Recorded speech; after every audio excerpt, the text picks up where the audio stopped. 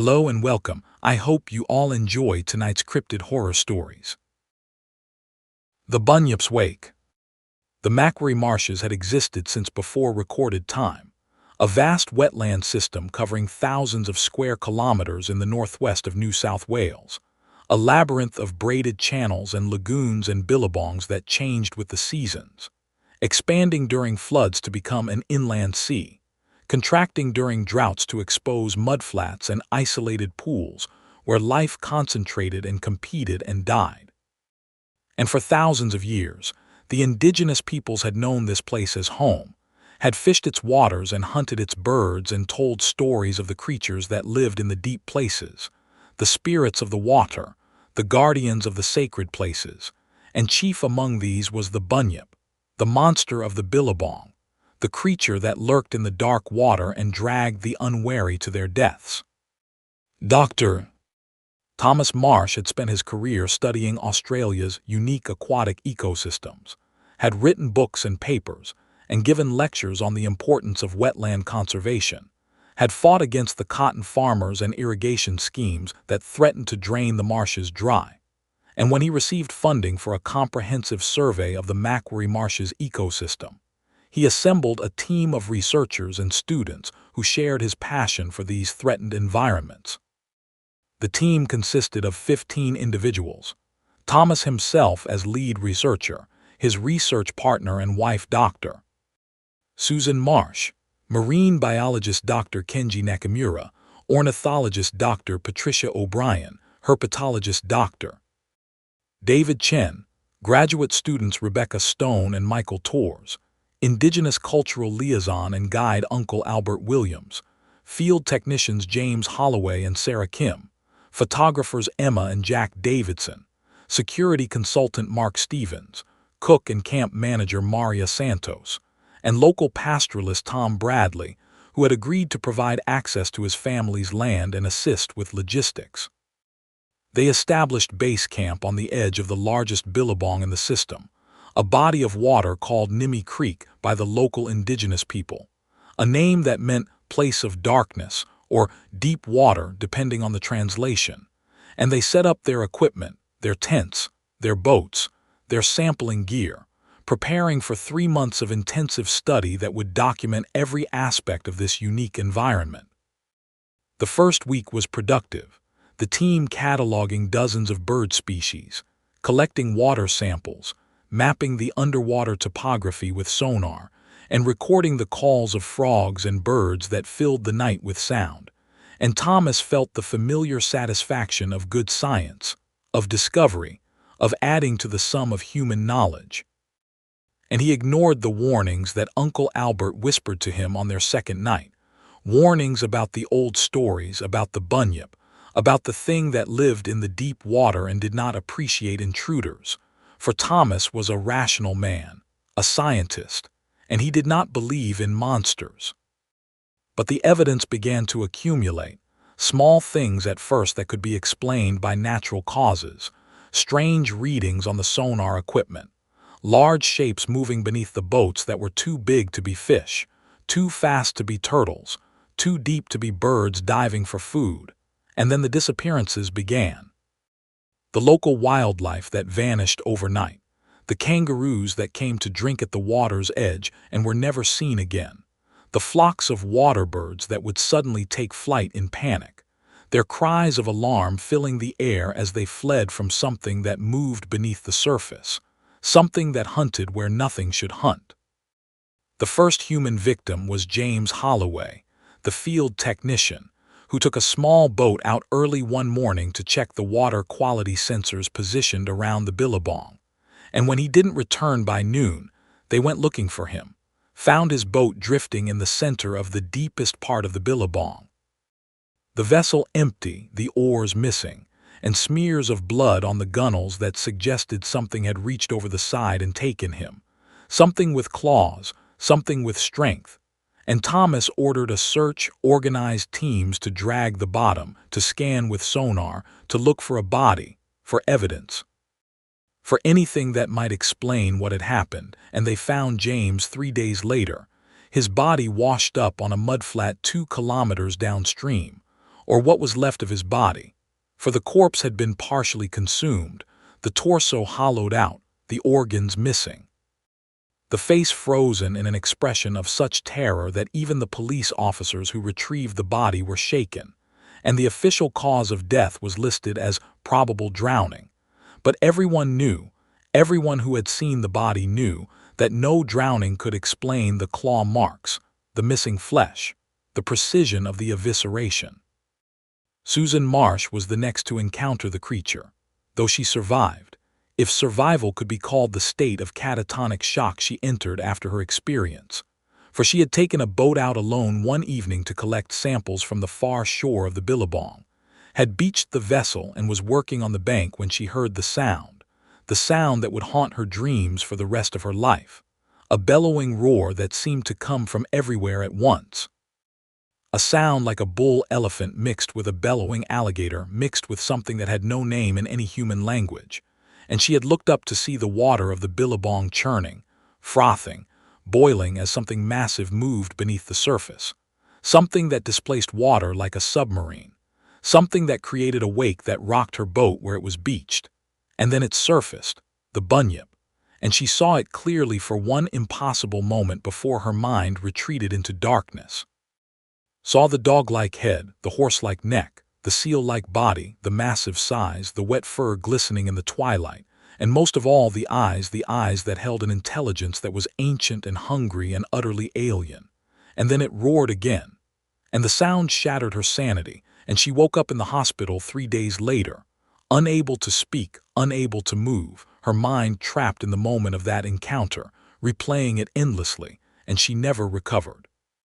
Never spoke again, spent the rest of her short life in institutions, her body fed by tubes, her eyes staring at something only she could see, until she finally died 2 years later, her heart stopping for no medical reason, simply giving up.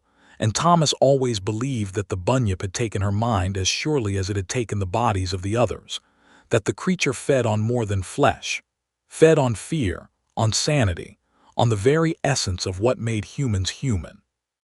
The attacks escalated after Susan's encounter, as though the creature had been awakened by her presence, aroused by her fear, and it began to hunt actively, to take them one by one, to drag them from the banks, from the boats, even from the camp itself. And the survivors could do nothing but watch and listen and wait for their turn to be chosen. Michael Torres was taken while swimming, his friends watching from the shore as something pulled him under, the water turning red, his screams bubbling up for 30 seconds before silence, and his body was never found, consumed entirely by the creature that had claimed him.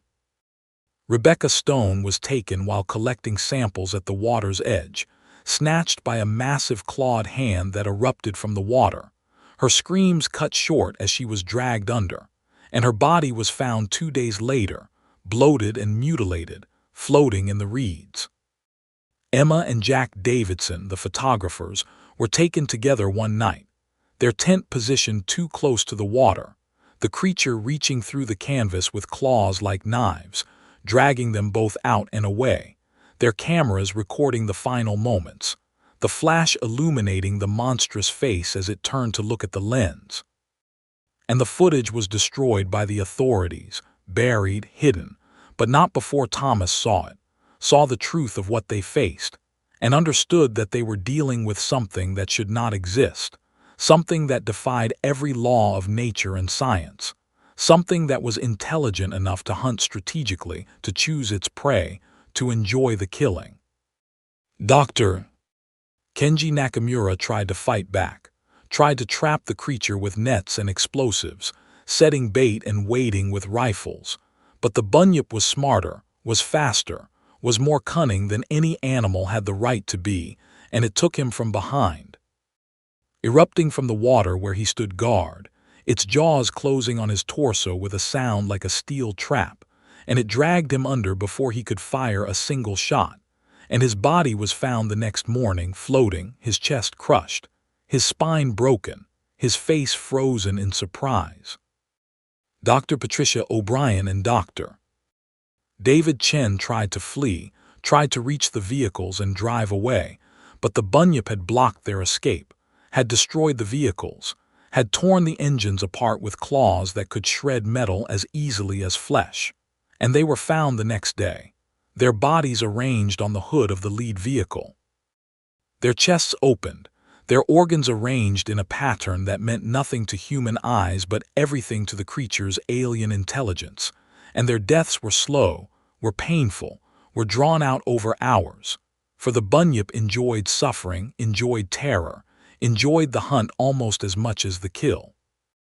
Mark Stevens, the security consultant, died defending the remaining survivors, emptying his pistol into the creature as it emerged from the water, the bullets seeming to have no effect, bouncing off the thick hide or simply being absorbed by the massive body, and the Bunyip took him slowly, playing with him, letting him think he might survive before finally crushing his skull with a single massive bite. And his death was merciful compared to the others, for at least it was quick, at least it was final, at least he did not suffer for hours like the others had. Tom Bradley knew the old stories, knew the truth of the Bunyip, and he tried to lead the remaining survivors to safety, tried to reach higher ground, dry land, away from the water where the creature hunted. But the Bunyip knew the land as well as the water, had adapted to the changing environment over millennia, could move on land when necessary, though it preferred the water, and it cut them off, herded them, drove them back toward the billabong, and it took Tom Bradley last, saving him for the end. For the one who knew the stories, who carried the cultural memory, and his death was the worst, the most drawn out, the most terrifying, for the Bunyip seemed to take special pleasure in killing the one who had tried to warn the others, who had tried to save them, and his screams lasted for an hour before they finally stopped, and the silence that followed was worse than the screams, for it meant the creature was sated for now and would rest and digest and wait for the next meal. Thomas Marsh, Maria Santos, and Sarah Kim were the only survivors, huddled in the roof of the mess hall, the only structure with a roof strong enough to support them, the only place the Bunyip could not reach, though it tried, circling the building, scratching at the walls, roaring its frustration to the night sky. And they waited for 3 days without food or water, waited for rescue, for the police who finally came, for the authorities who would not believe them, who would attribute the massacre to a rogue crocodile or a serial killer or a group of deranged attackers, who would bury the truth as deeply as they had buried the bodies. But the 3 survivors knew. They knew what they had seen, what had hunted them, what had killed their friends and colleagues, and they carried that knowledge like a brand, like a wound, like a curse that would follow them to their graves. Thomas Marsh never returned to the Macquarie Marshes, never published his research, never spoke of what had happened except in whispered confessions to priests and psychiatrists, and he died 10 years later, his body found in his bathtub, his wrist slit, his face frozen in an expression of peace that was entirely at odds with the note he left, the note that spoke of amber eyes in the darkness, of wet fur, of the sound of something moving in the water, and the authorities called it suicide, but Maria Santos, the other survivor, knew better, knew that the Bunyip had come for him, had marked him, had waited until he was alone and vulnerable, and had taken him, claiming him as it had claimed all the others.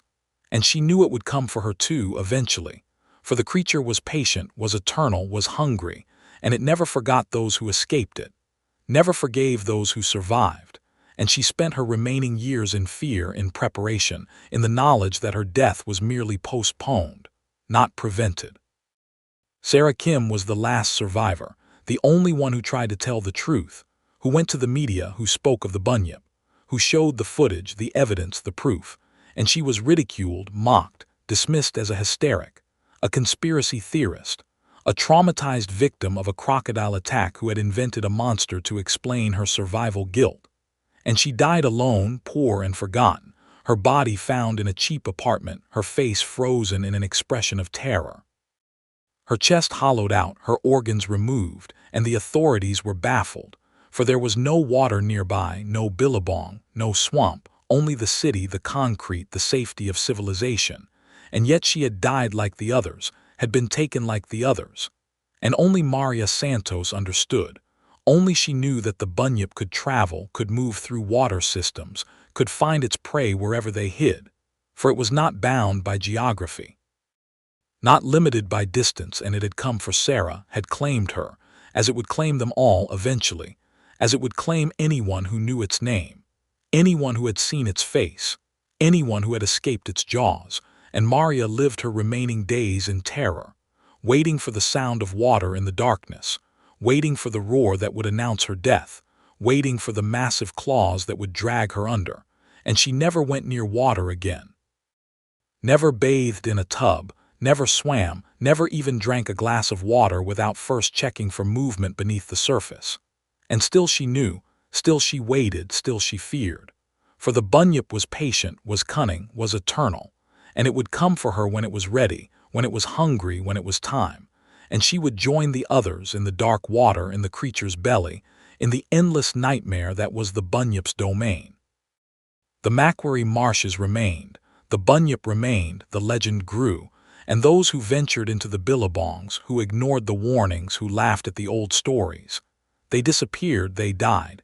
They fed the ancient hunger that lurked in the deep water, and the authorities continued to hide the truth, to bury the evidence, to dismiss the witnesses, for the alternative was unthinkable, was impossible, was madness. And so the bunyip hunted on, fed on, waited in the dark water, and the scream that echoed across the wetlands at night was the scream of the damned, of the victims, of the food that walked on two legs and thought itself safe. And the bunyip smiled with its terrible jaws, and waited for the next meal, and the next, forever and ever, until the marshes dried up and the water turned to dust. And even then, even in that impossible future, it would find a way to survive, to hunt, to feed. For the bunyip was eternal, the bunyip was forever.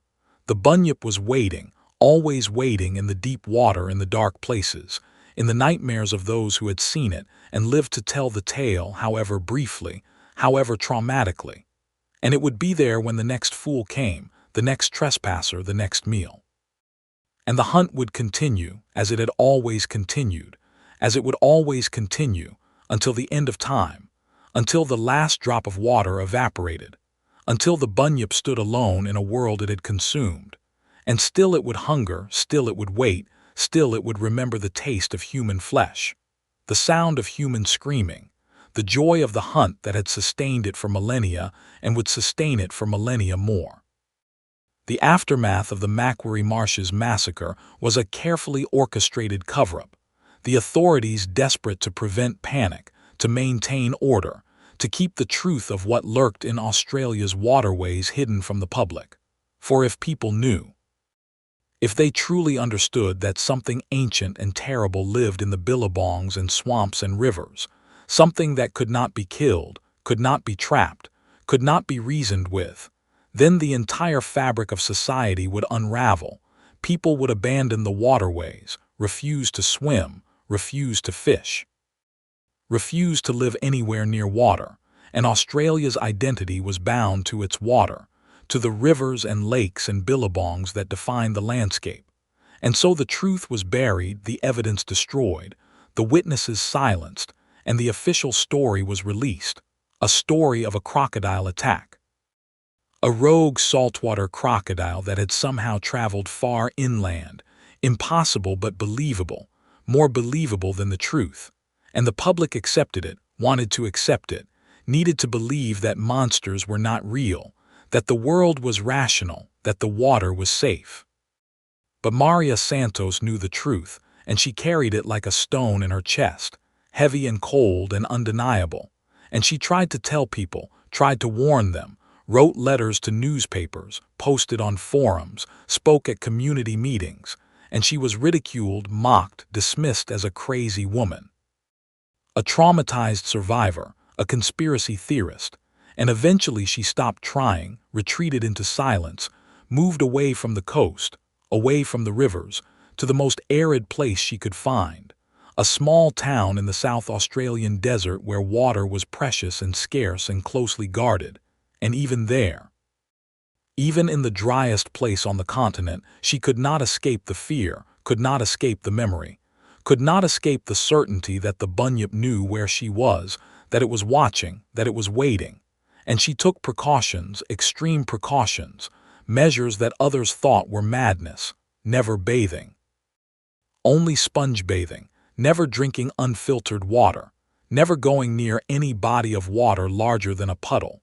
And still she knew, still she waited, still she feared, for the Bunyip was patient, was cunning, was eternal, and it would find her eventually, would claim her eventually, as it had claimed the others. The years passed, and Maria grew old in her fear, her body weakening, her mind fraying. And she began to see things, hear things, things that might have been hallucinations or might have been the Bunyip finally coming for her. Massive shapes in the shadows, wet sounds in the night, the smell of stagnant water in a place where no water should be. And she knew her time was coming, knew the creature was near, knew that her long-delayed death was finally at hand. And she prepared for it, made her peace, wrote her final testament, a letter explaining the truth, the real truth of what had happened at the Macquarie Marshes, what had killed her friends, what had destroyed her life. And she left instructions for the letter to be opened only after her death, to be sent to every newspaper, every researcher, every authority who might listen. And she waited, and she did not wait long. The Bunyip came on the night of the winter solstice, the longest night of the year, when the darkness was deepest and the water table rose. And it came not through the pipes, not through the taps, but through the very air, through the moisture in the atmosphere, through the condensation on the walls, manifesting in her bedroom, materializing from the humidity. And she woke to find it there, filling the room. The massive body dripping with water, the dog-like head grinning with terrible teeth, the horse-like neck arching toward her.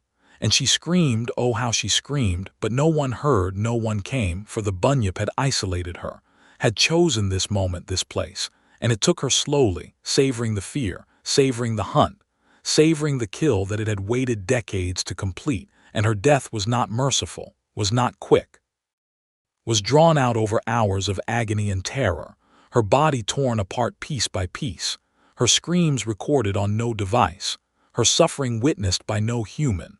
And when they found her 3 days later, her body was arranged in the same pattern as the others, her chest hollowed, her organs removed, her face frozen in an expression of recognition, of acceptance, of the understanding that the debt had finally been paid, and the authorities were baffled.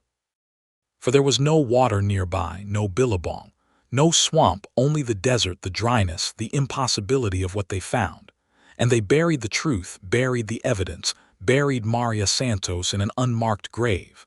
And her letter was lost, destroyed, never read, and the truth died with her, or so they thought.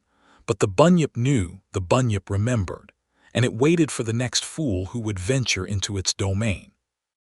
The story of the Macquarie Marshes was not the only story of the Bunyip, for the creature had hunted these lands for thousands of years before Europeans arrived, had fed on the indigenous peoples who knew it and feared it, and told stories of it around their campfires, stories of the monster that lived in the deep water, that dragged the unwary to their deaths, that devoured children and adults alike, that could not be killed or reasoned with or appeased, only avoided, only respected, only feared.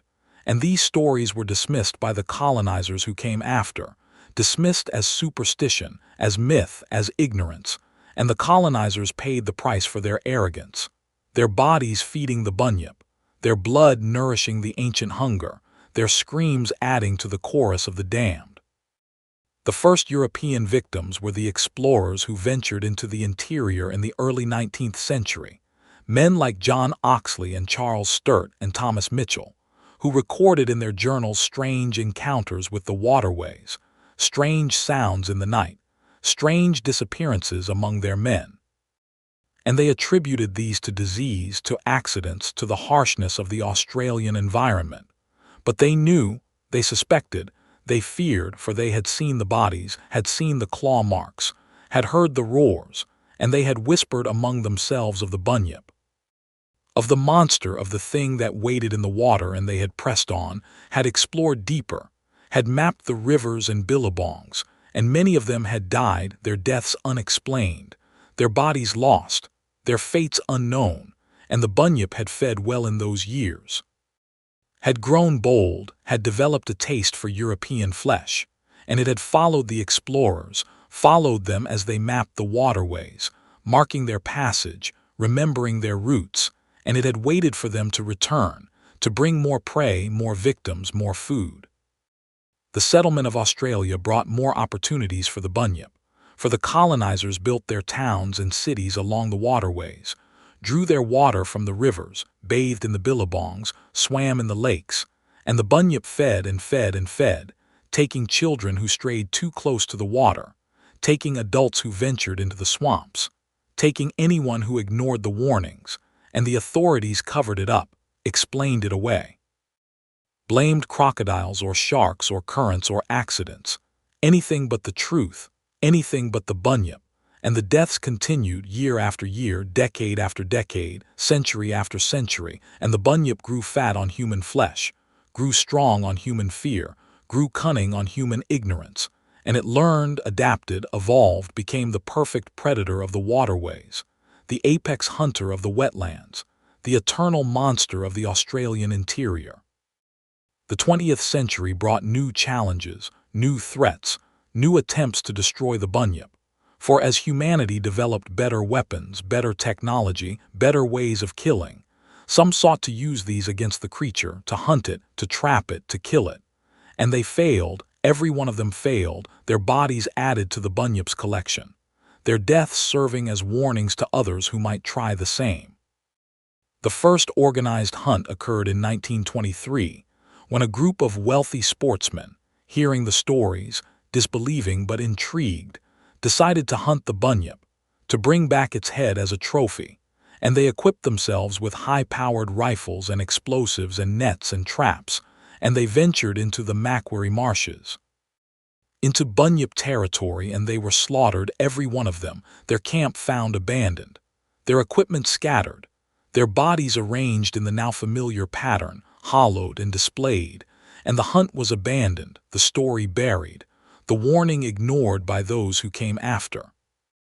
The second hunt occurred in 1956, when the government, desperate to stop the disappearances, authorized a military operation, soldiers with automatic weapons and grenades and flamethrowers, and they marched into the marshes in force, confident of victory, and they were slaughtered too. Their bodies found weeks later, piled in a billabong, their weapons unfired or fired uselessly, and the operation was classified, the truth buried, the bunyip allowed to continue its hunt in secret. The third hunt, the last hunt, occurred in 1983, when a group of indigenous elders, knowing the old ways, knowing how to fight the creature, led a party into the marshes with ancient weapons, with fire, with the traditional methods that had been used for millennia to keep the bunyip at bay. And they were partially successful, managing to wound the creature, to drive it back, to force it into hiding, but at a terrible cost. Only 3 of the 20 hunters returning alive, and those 3 never spoke of what they had seen, what they had done, how they had survived, and the bunyip retreated, licked its wounds, waited for the humans to forget, to grow complacent, to venture back into the water, and it waited only a decade before resuming its hunt, before taking the researchers at the Macquarie marshes, before resuming its eternal feast. The bunyip was not a single creature, the elders knew, but a type of creature, a species that had lived in Australia since before the dinosaurs, since before the mammals, since before life on land, and it had evolved, adapted, survived, becoming the perfect aquatic predator, the apex of the waterways, and it could not be killed, could not be destroyed, could only be held at bay, only be avoided, only be feared. And those who forgot this lesson, who ignored the warnings, who ventured into its domain, they paid the price, they fed the hunger. They became part of the legend, part of the story, part of the eternal cycle of predator and prey that defined the Australian interior. The 3 survivors of the Macquarie Marshes massacre were dead, their stories lost, their warnings unheeded, and the bunyip continued to hunt, continued to feed, continued to wait in the deep water, in the dark billabongs, in the sacred places where humans did not belong, and those who ventured there, who trespassed, who ignored the ancient warnings, they disappeared, they died, they fed the eternal hunger, and their bodies were found or not found, their fates known or unknown, and the authorities covered it up, explained it away, buried the truth, and the Bunyip smiled with its terrible jaws, and waited for the next meal and the next, forever and ever, until the marshes dried up and the water turned to dust. And even then, even in that impossible future, it would find a way to survive, to hunt, to feed. For the Bunyip was eternal, the Bunyip was forever, the Bunyip was waiting. Always waiting in the deep water, in the dark places, in the nightmares of those who had seen it and lived. And it would be there when the next fool came, the next trespasser, the next meal, and the hunt would continue, as it had always continued, as it would always continue, until the end of time. The water is not safe, the billabongs are not safe, the rivers and lakes and swamps are not safe. The Bunyip is real, the Bunyip is here, the Bunyip is waiting, and it is hungry, so very, very hungry, and it will take you if you venture into its domain, if you ignore the warnings, if you think yourself safe, and your death will not be merciful, will not be quick, will be drawn out over hours of agony and terror. And your body will be hollowed, your organs removed, your face frozen in an expression of transcendent horror, and you will become part of the legend, part of the story, part of the eternal feast, and the Bunyip will smile, and the hunt will continue, and the water will run red with your blood. And your screams will join the chorus of the damned, and no one will hear, no one will come, no one will save you, for the Bunyip is the master here, is the apex here, is the god of this place, and you are merely food, merely prey, merely a meal to be consumed, and your life will end in the dark water. In the creature's belly, in the endless nightmare that is the Bunyip's domain, and your story will be buried, your truth hidden, your death explained away, and the Bunyip will wait and watch and hunger for the next victim, the next meal, the next sacrifice to the eternal hunt. The legend of the Bunyip did not die with the Macquarie Marshes massacre, did not fade with the passing of the survivors, did not disappear with the destruction of the evidence. For legends are harder to kill than people, and the Bunyip was more than a legend, was a reality that could not be denied, could not be buried, could not be forgotten, and it continued to hunt, continued to feed, continued to terrorize the waterways of Australia. And those who lived along the rivers and billabongs knew the truth, knew the danger, knew the signs, and they warned their children, warned their neighbors, warned anyone who would listen. But the warnings were ignored, dismissed, ridiculed, and the deaths continued year after year, decade after decade, the disappearances mounting, the bodies accumulating, the truth hidden beneath layers of official denial and bureaucratic obfuscation. The cotton farmers who worked the land along the Macquarie River knew the truth better than most, for they had lost children, lost wives, lost husbands, to the creature that lurked in the irrigation channels, the creature that waited in the water storage dams, the creature that hunted the waterways that were the lifeblood of their industry, and they had tried to fight back, had tried to kill it, had tried to drive it away, with poisons, with explosives, with every weapon they could devise, and they had failed. Their attempts ending only in more death, more loss, more blood feeding the ancient hunger, and eventually they had learned to avoid the water at night, learned to keep their children away from the channels, learned to respect the creature, to fear it, to accept it as part of their world, as the price of living on this land, and they paid that price in flesh and blood and grief. And they survived, those who learned, those who adapted, those who accepted the reality of the Bunyip. The fishermen who worked the Murray-Darling Basin knew the truth too, had seen the evidence with their own eyes, the massive shapes on their sonar, the disappeared companions, the boats found empty, the blood on the gunnels, and they told stories, stories that were dismissed as superstition, as lies, as the ravings of drunkards and fools, but they knew, they had seen, they had survived encounters that should have killed them, had escaped by luck or chance or the whim of the creature, and they carried that knowledge, that fear, that trauma, and they warned others, warned them not to fish at night, not to venture too far from shore, not to ignore the signs, the churning water, the strange sounds, the feeling of being watched, and some heeded the warnings and lived, and some ignored them and died, and the Bunyip fed, and the cycle continued.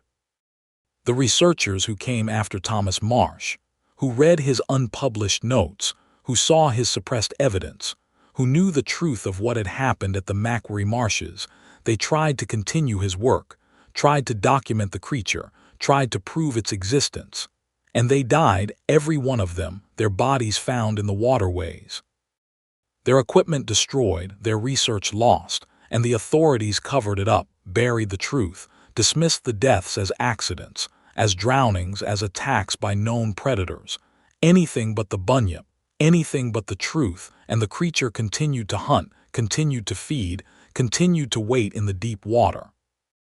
The 3 survivors of the Macquarie Marshes expedition had tried to warn people, had tried to tell the truth, and they had been silenced, their voices drowned out by ridicule and disbelief, their deaths covered up and dismissed, and the world went on, ignorant of the danger, blind to the threat, and the Bunyip smiled with its terrible jaws and waited and watched and hungered.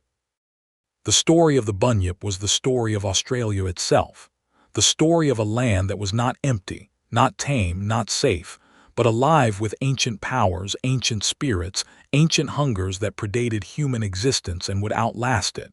And those who forgot this, who thought themselves masters of the land, who believed that technology and progress had conquered nature, they paid the price, they fed the hunger, they became part of the legend.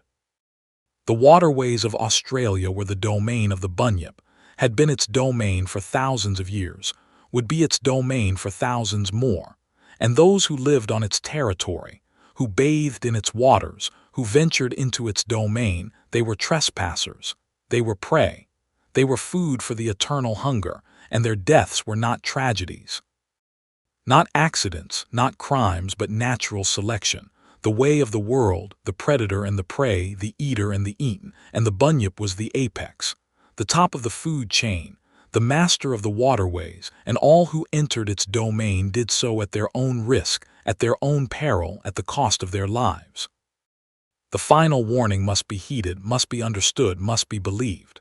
The Bunyip is real, the Bunyip is here, the Bunyip is waiting, and it is hungry, and it will take you if you give it the chance, if you ignore the signs, if you venture into the deep water, and your death will be terrible, will be painful, will be drawn out over hours of agony and terror, and your body will be hollowed, your organs removed, your face frozen in an expression of transcendent horror, and you will become part of the legend. Part of the story, part of the eternal feast, and the Bunyip will smile, and the hunt will continue, and the water will run red with your blood, and your screams will join the chorus of the damned, and no one will hear, no one will come, no one will save you. For the Bunyip is the master here, is the apex here, is the god of this place, and you are merely food, merely prey, merely a meal to be consumed, and your life will end in the dark water, in the creature's belly, in the endless nightmare that is the Bunyip's domain.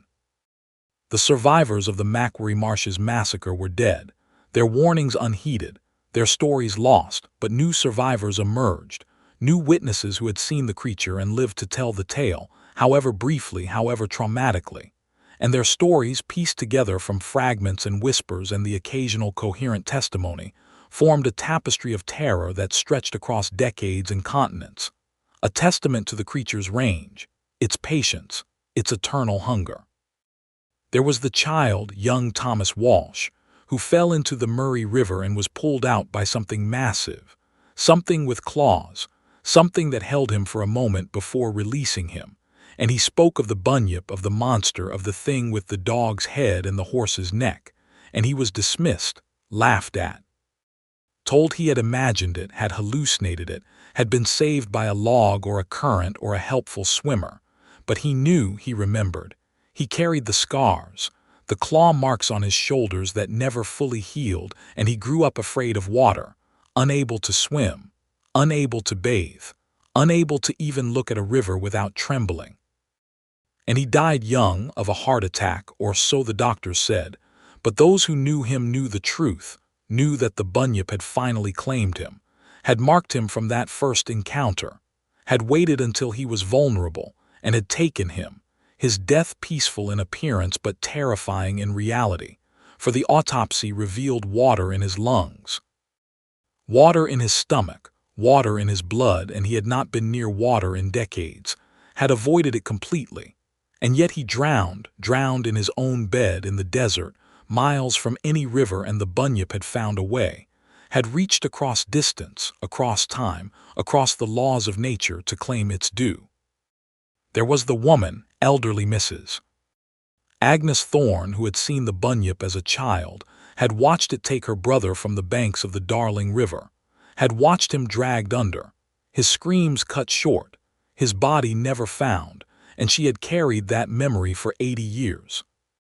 Had told the story to anyone who would listen, had been dismissed as senile, as traumatized, as confused, and she had died in a nursing home, surrounded by family, at peace, or so it seemed. But in her final moments her eyes had widened, her mouth had opened in a scream of terror.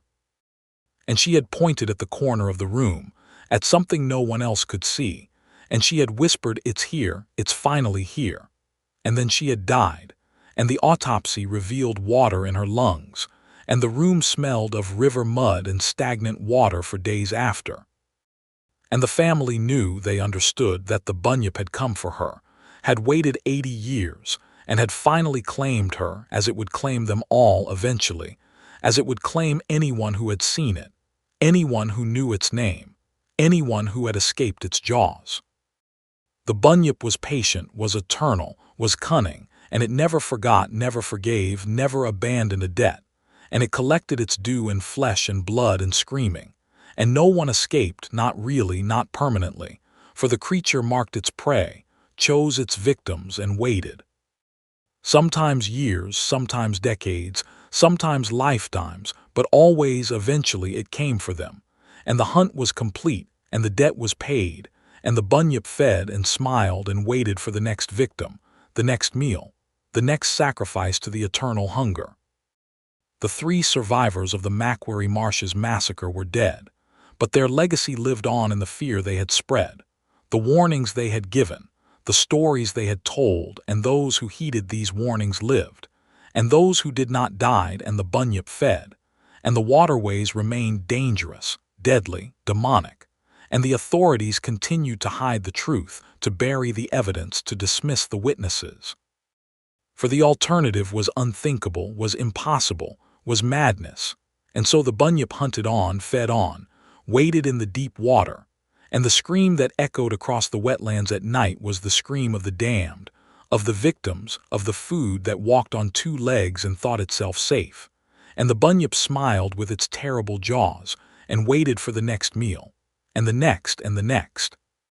Forever and ever, until the marshes dried up and the water turned to dust, and even then, even in that impossible future, it would find a way to survive, to hunt, to feed. For the Bunyip was eternal, the Bunyip was forever, the Bunyip was waiting, always waiting in the deep water, in the dark places, in the nightmares of those who had seen it and lived to tell the tale, however briefly, however traumatically, and it would be there when the next fool came, the next trespasser, the next meal, and the hunt would continue, as it had always continued, as it would always continue, until the end of time, until the last drop of water evaporated, until the Bunyip stood alone in a world it had consumed. And still it would hunger, still it would wait, still it would remember the taste of human flesh, the sound of human screaming, the joy of the hunt that had sustained it for millennia and would sustain it for millennia more.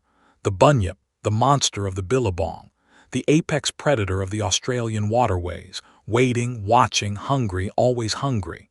For you, yes, you, the one reading these words, the one who thinks this is just a story, just fiction, just entertainment, and it knows you are thinking this, knows you are dismissing the warning, knows you will forget these words the moment you turn the page, and it smiles, for it has always known, has always watched, has always waited, and it is patient, so patient, and it has all the time in the world, all the time in the universe, and it will be here when you come, when you venture into the water, when you trespass on its territory, and it will take you. And it will feed on you, and you will become part of its story, part of its legend, part of its collection, and your screams will join the chorus of the damned, and your blood will nourish the ancient earth, and the bunyip will be satisfied for a time, until the hunger returns, until the next fool comes, until the next victim walks into the water, and then it will hunt again and kill again and feed again. Forever and ever, until the end of time, until the last human has been consumed, until the bunyip stands alone in the wilderness, the king of a dead world, the apex of nothing, the hunter with no prey. And even then, even in that final darkness, it will remember, it will dream, it will hunger. For the bunyip is eternal, the bunyip is forever, the bunyip is waiting, and it is waiting for you. The water is not safe, the billabongs are not safe, the rivers and lakes and swamps are not safe. The bunyip is real, the bunyip is here, the bunyip is waiting, and it is hungry, so very, very hungry. And it will take you if you venture into its domain, if you ignore the warnings, if you think yourself safe, and your death will not be merciful, will not be quick, will be drawn out over hours of agony and terror, and your body will be hollowed, your organs removed, your face frozen in an expression of transcendent horror. And you will become part of the legend, part of the story, part of the eternal feast, and the bunyip will smile, and the hunt will continue, and the water will run red with your blood, and your screams will join the chorus of the damned.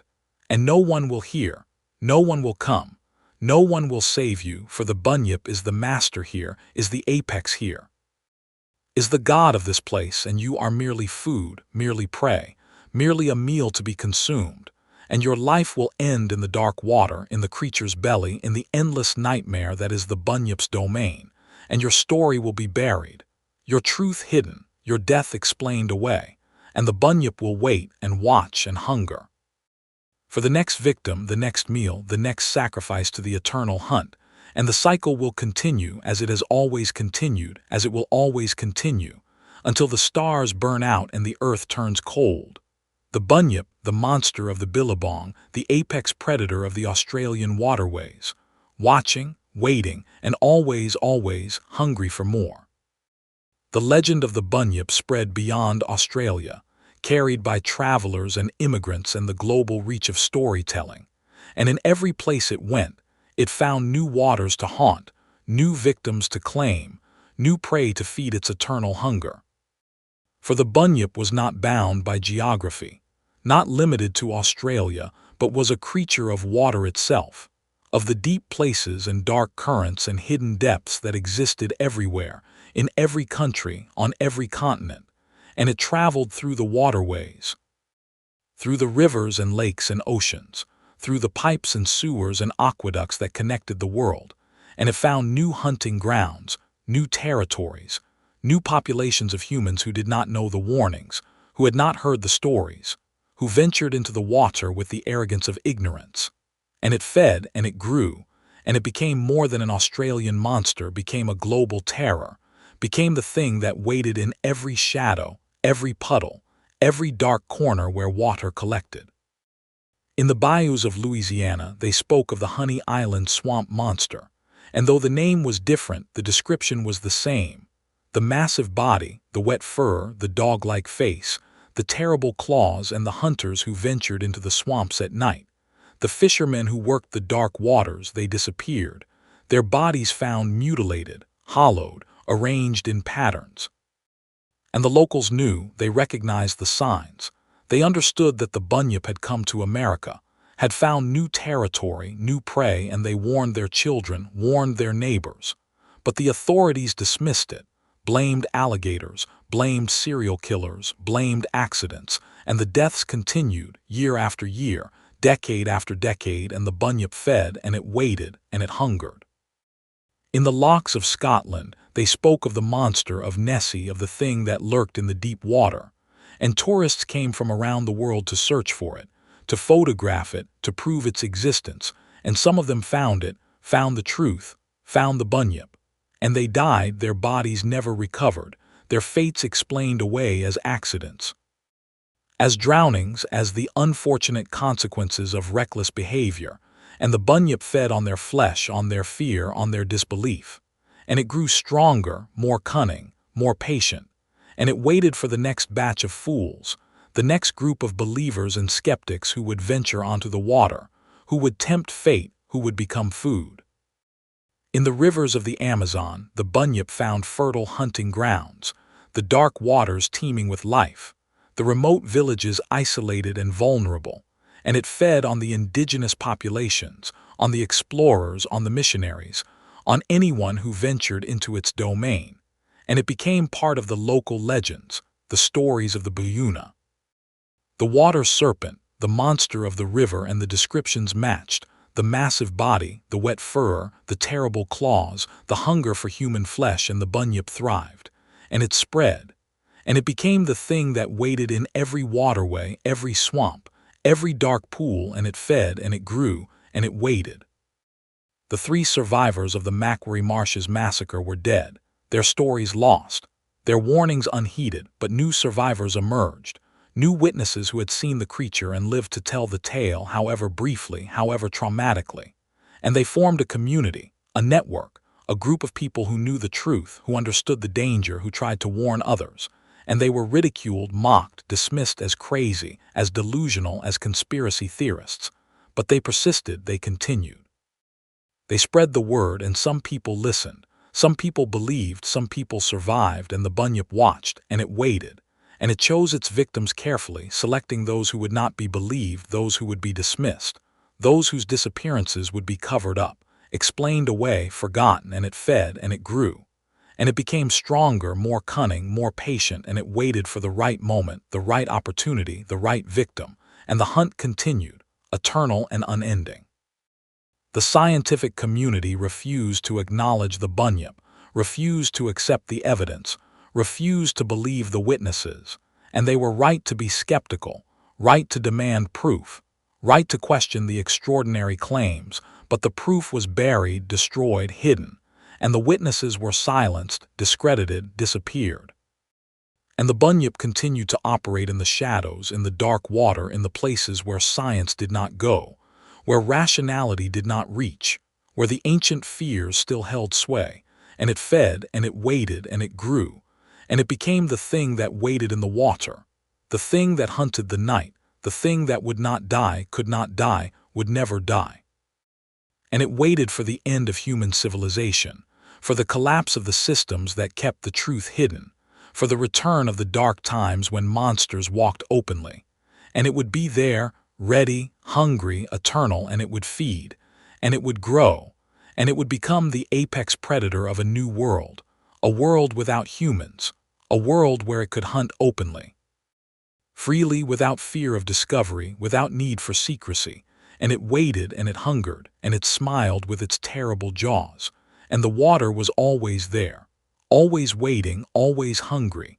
And the Bunyip was the water, was the hunger, was the eternal predator that would outlast humanity, outlast civilization, outlast time itself. The final warning is this: do not go into the water. Do not swim in unknown places. Do not ignore the signs, the churning water, the strange sounds, the feeling of being watched. The Bunyip is real. The Bunyip is here. The Bunyip is waiting, and it is hungry, so very, very hungry. And it will take you if you give it the chance, if you ignore the warnings, if you think yourself safe, and your death will be terrible, will be painful, will be drawn out over hours of agony and terror, and your body will be hollowed, your organs removed, your face frozen in an expression of transcendent horror, and you will become part of the legend, part of the story, part of the eternal feast, and the Bunyip will smile. And the hunt will continue, and the water will run red with your blood, and your screams will join the chorus of the damned. And no one will hear, no one will come, no one will save you, for the Bunyip is the master here, is the apex here, is the god of this place, and you are merely food, merely prey, merely a meal to be consumed, and your life will end in the dark water, in the creature's belly, in the endless nightmare that is the Bunyip's domain, and your story will be buried, your truth hidden, your death explained away, and the Bunyip will wait and watch and hunger for the next victim, the next meal, the next sacrifice to the eternal hunt. And the cycle will continue, as it has always continued, as it will always continue, until the stars burn out and the earth turns cold, until the water evaporates and the world becomes a desert, until the last drop of moisture is gone from the universe. And even then, even in that impossible future, the bunyip will find a way to survive, to hunt, to feed. For it is eternal, it is forever, it is the water itself, and water is life, and life is hunger.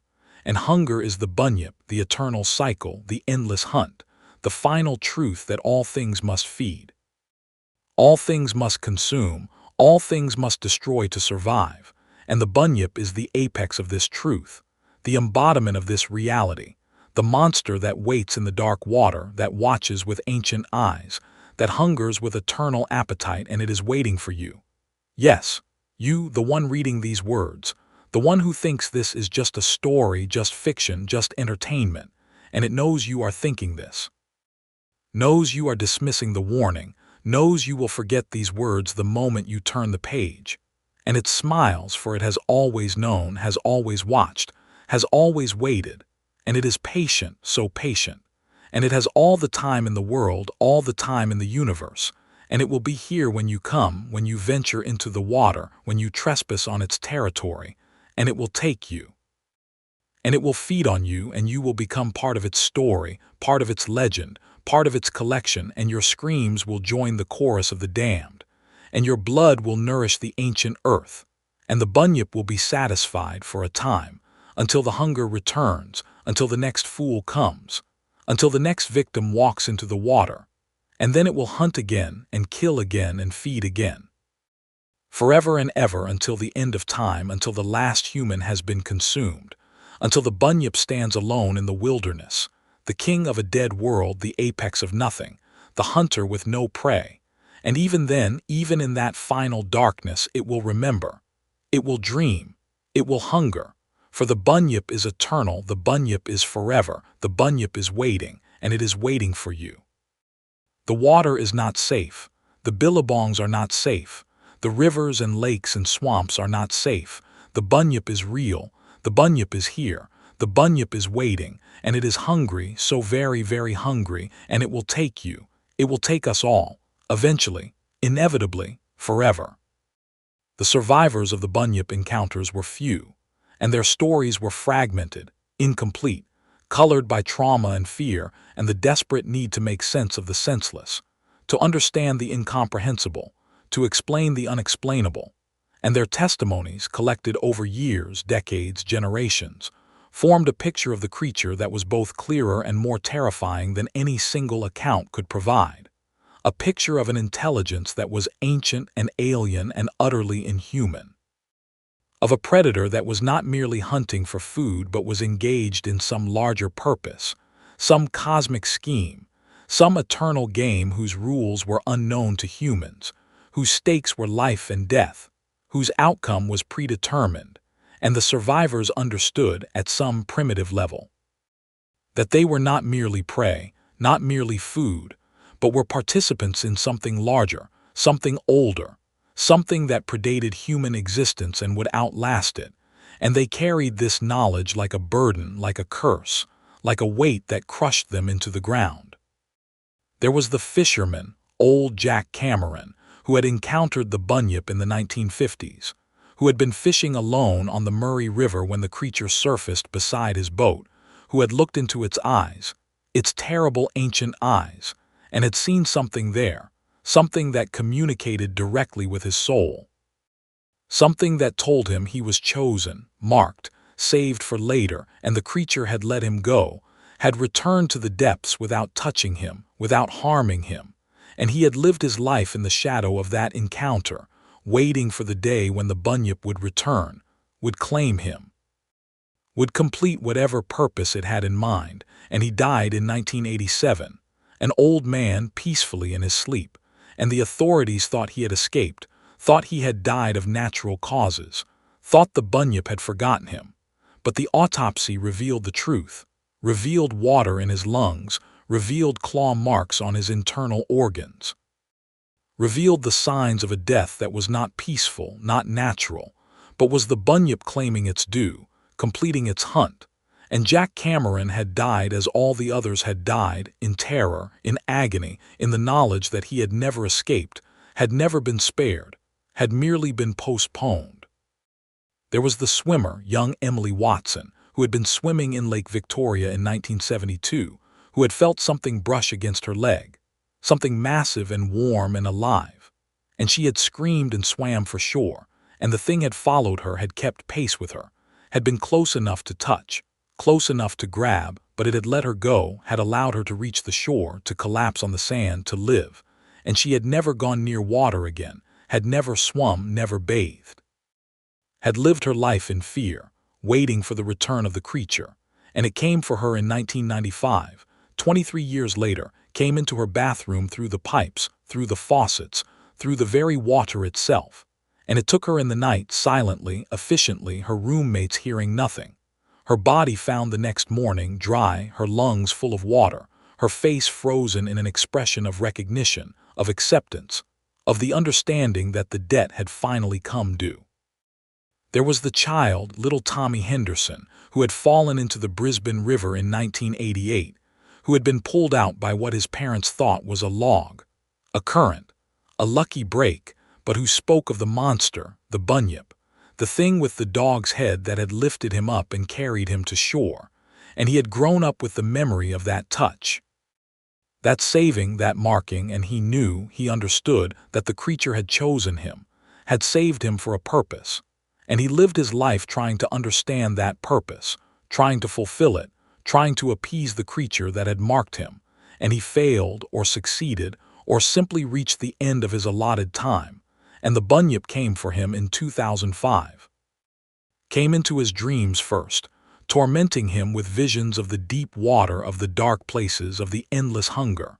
And then it came in reality, manifesting in his apartment, through the toilet, through the sink, through the pipes that connected all things, all places, all waters, and it took him, and his death was not quick, not merciful, but was drawn out over hours of agony and revelation, hours in which he understood finally the purpose for which he had been saved, the role he was meant to play, the sacrifice he was meant to be, and his body was found arranged in the pattern, hollowed and displayed, and the authorities were baffled, and the Bunyip was satisfied for a time. The pattern of the survivors was clear to those who studied it, clear to those who collected the stories, clear to those who understood the truth. The Bunyip did not kill indiscriminately, did not feed randomly, but chose its victims carefully, selected them for reasons known only to itself, marked them for purposes incomprehensible to human minds, and allowed them to live, to survive, to propagate the stories, to spread the fear, to serve as living warnings to others who might venture into the water. And then, when their purpose was served, when their time had come, it collected them, claimed them, completed the hunt. And their deaths were worse than the others, more drawn out, more terrifying, more meaningful, for they understood in their final moments the role they had played, the part they had been assigned, the sacrifice they had been chosen to make, and they accepted it or fought it or simply endured it, but they all died. All the survivors, all the marked ones, all the chosen, and the Bunyip fed, and the cycle continued, and the water remained dangerous, deadly, demonic, and the authorities continued to hide the truth, to bury the evidence, to dismiss the witnesses. And the Bunyip smiled with its terrible jaws, and waited and watched and hungered. The scientific study of the Bunyip was impossible, for the creature defied categorization, defied understanding, defied the laws of nature and physics and biology that govern the known world. And those who tried to study it, to capture it, to prove its existence, they died, their research destroyed, their evidence lost, their bodies feeding the hunger. And the scientific community learned, eventually, to leave it alone, to stop asking questions, to stop seeking answers. And the Bunyip was allowed to exist in the shadows, in the dark water, in the places where science did not go, where rationality did not reach, where the ancient fears still held sway, and it fed and it grew. And it waited for the end of human civilization, for the collapse of the systems that kept it hidden, for the return of the dark times when monsters walked openly, and it would be there, ready, hungry, eternal, and it would feed, and it would grow, and it would become the apex predator of a new world, a world without humans, a world where it could hunt openly, freely, without fear of discovery, without need for secrecy. And it waited, and it hungered, and it smiled with its terrible jaws, and the water was always there, always waiting, always hungry. And the bunyip was the water, was the hunger, was the eternal predator that would outlast humanity, outlast civilization, outlast time itself. The 3 survivors of the Macquarie Marshes massacre were dead, but their story lived on, passed from person to person, from generation to generation, growing in the telling, becoming legend, becoming myth, becoming warning, and those who heard it and heeded it lived, and those who heard it and scoffed at it died, and the bunyip fed, and the waterways remained dangerous, deadly, demonic, and the authorities continued to hide the truth, to bury the evidence, to dismiss the witnesses, for the alternative was unthinkable, was impossible, was madness. And so the bunyip hunted on, fed on, waded in the deep water, and the scream that echoed across the wetlands at night was the scream of the damned, of the victims of the food that walked on 2 legs and thought itself safe. And the bunyip smiled with its terrible jaws, and waited for the next meal, and the next, forever and ever, until the marshes dried up and the water turned to dust. And even then, even in that impossible future, it would find a way to survive, to hunt, to feed. For the bunyip was eternal, the bunyip was forever. The bunyip was waiting, always waiting in the deep water, in the dark places, in the nightmares of those who had seen it and lived to tell the tale, however briefly, however traumatically. And it would be there when the next fool came, the next trespasser, the next meal, and the hunt would continue as it had always continued, as it would always continue until the end of time, until the last drop of water evaporated, until the bunyip stood alone in a world it had consumed. And still it would hunger, still it would wait, still it would remember the taste of human flesh, the sound of human screaming, the joy of the hunt that had sustained it for millennia and would sustain it for millennia more. The Menehune of Hawaii. Chapter 1: The Hidden Valley. The helicopter descended through the clouds with a sound like thunder, breaking into the valley with all the subtlety of a war machine invading sacred ground. I remember thinking, as the pilot fought the updrafts and the wind, that we had no business being here, that some places were meant to remain hidden, some secrets meant to stay buried. But I was a scientist, an anthropologist from the University of Hawaii, and I believed in evidence over superstition, in facts over folklore. The Menehune were legends, nothing more ancient stories told to explain structures whose origins had been forgotten. The idea that 2-foot-tall dwarf-like creatures could build stone temples and fish ponds overnight was absurd, a fairy tale for children and tourists. I was wrong. We were a team of 8, funded by a grant from the National Geographic Society, to investigate the legends of the Menehune in the remote valleys of Kauai. The island was the oldest in the Hawaiian chain, its mountains worn by millions of years of rain and wind, its valleys so deep and inaccessible that some had never been explored by modern humans. Our team consisted of Dr. Catherine Makoa, the project leader and a native Hawaiian who claimed to have seen the Menehune as a child, Dr. James Thornton, an archaeologist specializing in Polynesian structures, myself, Dr. David Reeves, our graduate students, Sarah Chen, Marcus Williams, and Jennifer Akafer, our guide and tracker, Kimo Nahel, and our photographer, Rebecca Torres. We had been on the island for 2 weeks, exploring known Menehune sites, documenting fish ponds and temples that legends attributed to the little people. The evidence was compelling: stone structures of remarkable precision, built with techniques that seemed impossible for ancient technology. But we found no proof of the Menehune themselves, no evidence that they were anything more than myth. Then Kimo found the valley. He had been hiking alone, following game trails through the forest, when he stumbled upon an entrance he had never seen before. A narrow gap between 2 cliffs, hidden by vegetation, leading into a valley that appeared on no map, that was invisible from the air. He returned to camp breathless, his eyes wide with something that might have been wonder or fear. "I found it," he said, "the hidden valley where the Menehune live." We didn't believe him, of course, but we followed him anyway because that's what scientists do.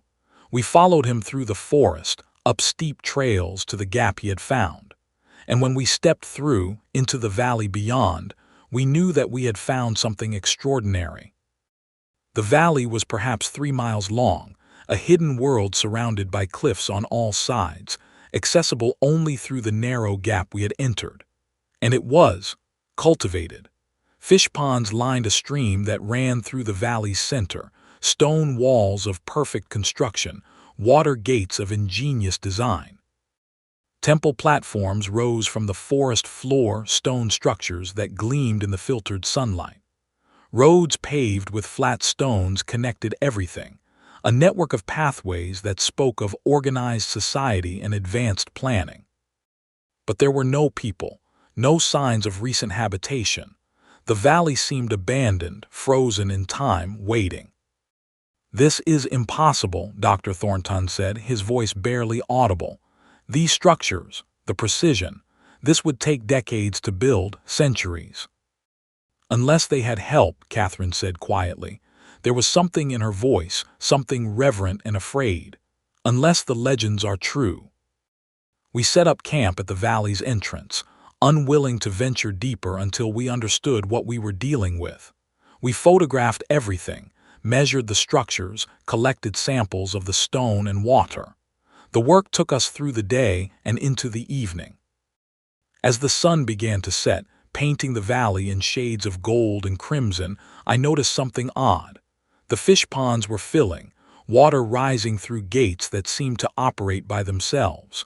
The temple platforms were cleaner than they had been, as if someone had swept them. "Did anyone else see that?" I asked, pointing. The others looked, but whatever had happened was already finished. The ponds were full, the temples pristine, and the valley was silent. "We're imagining things," Marcus said, though he didn't sound convinced. "We're tired," Jennifer added. "Long day, let's get some rest." We set up our tents, built a fire, ate our rations. The night was warm, the air filled with the sounds of insects and distant water. It should have been peaceful. It wasn't. I couldn't sleep. Every sound made me jump, every shadow seemed to move. I lay in my tent, staring at the canvas above me, listening to the night. At midnight, I heard the singing. It was faint at first, distant, carried on the breeze. Voices, high and deep at the same time, singing in a language I didn't recognize. The melody was complex, layered, like nothing I had ever heard. I left my tent, following the sound. The others were awake too, emerging from their shelters, drawn by the music. "Do you hear that?" Sarah whispered. "It's coming from the center of the valley," Kimo said. His face was pale, his eyes wide. "The Menehune, they're building." "Building what?" Rebecca asked. "I don't know, but we shouldn't go. We shouldn't see." But we did. Of course we did. We were scientists, and this was discovery. We followed the singing, moving quietly through the stone pathways, past the fish ponds that gleamed in the moonlight, toward the center of the valley. The song grew louder as we approached, the voices more distinct. There were many singers, dozens perhaps, harmonizing in ways that seemed impossible. We reached a clearing, and I saw them. The Menehune. They were real, and they were building. Hundreds of them, perhaps thousands, swarming over a new structure that hadn't been there during the day. They were small, 2 to 3 feet tall, with thick muscular bodies covered in coarse hair. Their faces were almost human, but wrong somehow, with large eyes that reflected the moonlight and mouths that were too wide. They worked with incredible speed, passing stones from hand to hand, fitting them together with precision that seemed supernatural. The structure was rising before our eyes, a tower of stone that reached toward the sky, built by creatures working with the coordination of a single organism. My God, James breathed, they're real. Catherine had fallen to her knees, her hands clasped in front of her. Menehune, she whispered, I see you. I acknowledge you. One of the creatures stopped working. It turned, its large eyes finding us in the darkness. For a moment it just stared, as surprised to see us as we were to see it. Then it shrieked. The sound was piercing, an alarm call that silenced the singing and brought every Menehune in the clearing to attention. They turned as one, hundreds of eyes fixing on us, and the fear I felt was primal, ancient, the fear that prey feels when spotted by predators. Run, Chemo said, his voice barely a whisper. Run now. We ran. We crashed through the underbrush, back the way we had come, pursued by sounds I can only describe as hunting cries. The Menehune were fast, incredibly fast, their small legs carrying them through the underbrush with speed that defied their size. Marcus was the first to fall. He tripped on a root, went down hard, and before he could rise they were on him. I heard his screams, the wet sounds of tearing, the crunch of bone. I didn't look back. I couldn't. We reached the camp, gasping, terrified, to find it destroyed. Our tents were shredded, our equipment scattered, our food gone. The Menehune had been here while we were watching them work. The gap, Chemo shouted. We have to reach the gap. We ran for the valley entrance, the only way out, but they were waiting for us. Dozens of them, standing in the stone pathway, blocking our escape. They were armed, I saw, with tools that could be weapons, stone adzes, obsidian knives, implements of construction turned to purposes of death. Back, I said, back into the valley, we have to find another way. But there was no other way. The cliffs were unclimbable, the valley sealed except for that one entrance. We were trapped. The Menehune advanced, herding us back toward the center of the valley. They didn't attack, didn't kill, just directed us. They were intelligent, organized, working together with a purpose I couldn't understand. What do they want? Jennifer cried. I don't know, I said, but they're not killing us, not yet. They herded us to the structure they had been building, the stone tower that was now complete. It rose 30 feet into the air, a spiral of fitted stone that seemed to defy gravity. At its base was an entrance, a doorway that led into darkness. They want us to go in, Catherine said. Her voice was strange, almost dreamy. They want us to see. See what? Rebecca asked. The truth, the secret. We had no choice. The Menehune surrounded us, hundreds of them pushing us toward the doorway. We entered one by one into the darkness within. The tower was hollow inside, a single chamber that occupied the entire structure, and it was filled with things. Bones, human bones, thousands of them arranged in patterns on the floor, stacked in niches in the walls, hanging from the ceiling on cords of woven fiber. This was a charnel house, a tomb, a repository of death. Oh God, Sarah whispered, what is this place? Their temple, Catherine said, their power source. The Menehune don't just build, they sacrifice. The legends. The legends say they must complete their work in a single night, if they fail.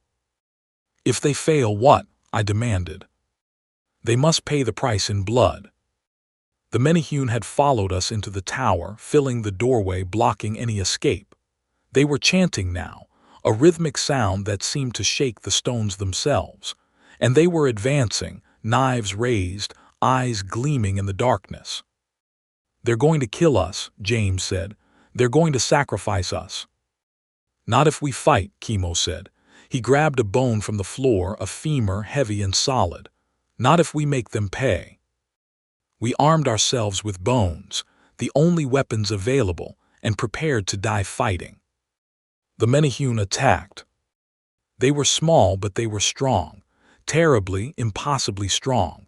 One of them hit me, a tiny fist that felt like a sledgehammer, sending me sprawling.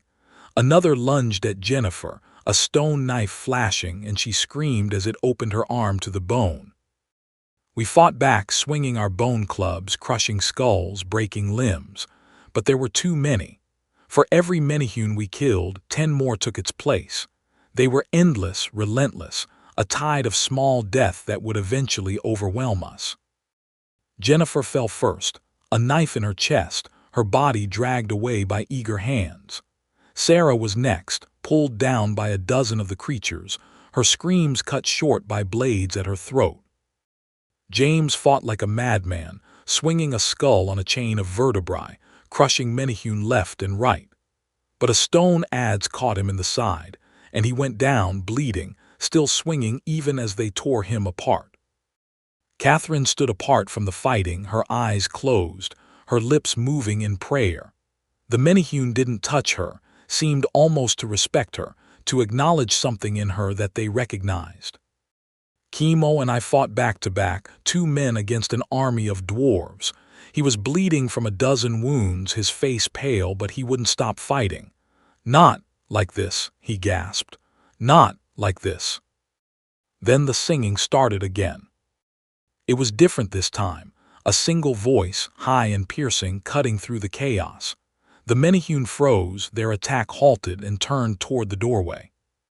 A figure entered, taller than the others, robed in woven cloth, carrying a staff topped with a skull. It walked with a limp, its face hidden by a mask of carved wood, but its eyes were ancient, wise, terrible. It spoke the first words I had heard from them in a voice that was like stones grinding together. "Kanaka, humans, you have seen, you know." "We won't tell anyone," I said desperately. "We'll leave, we'll never come back." "You will tell," the figure said.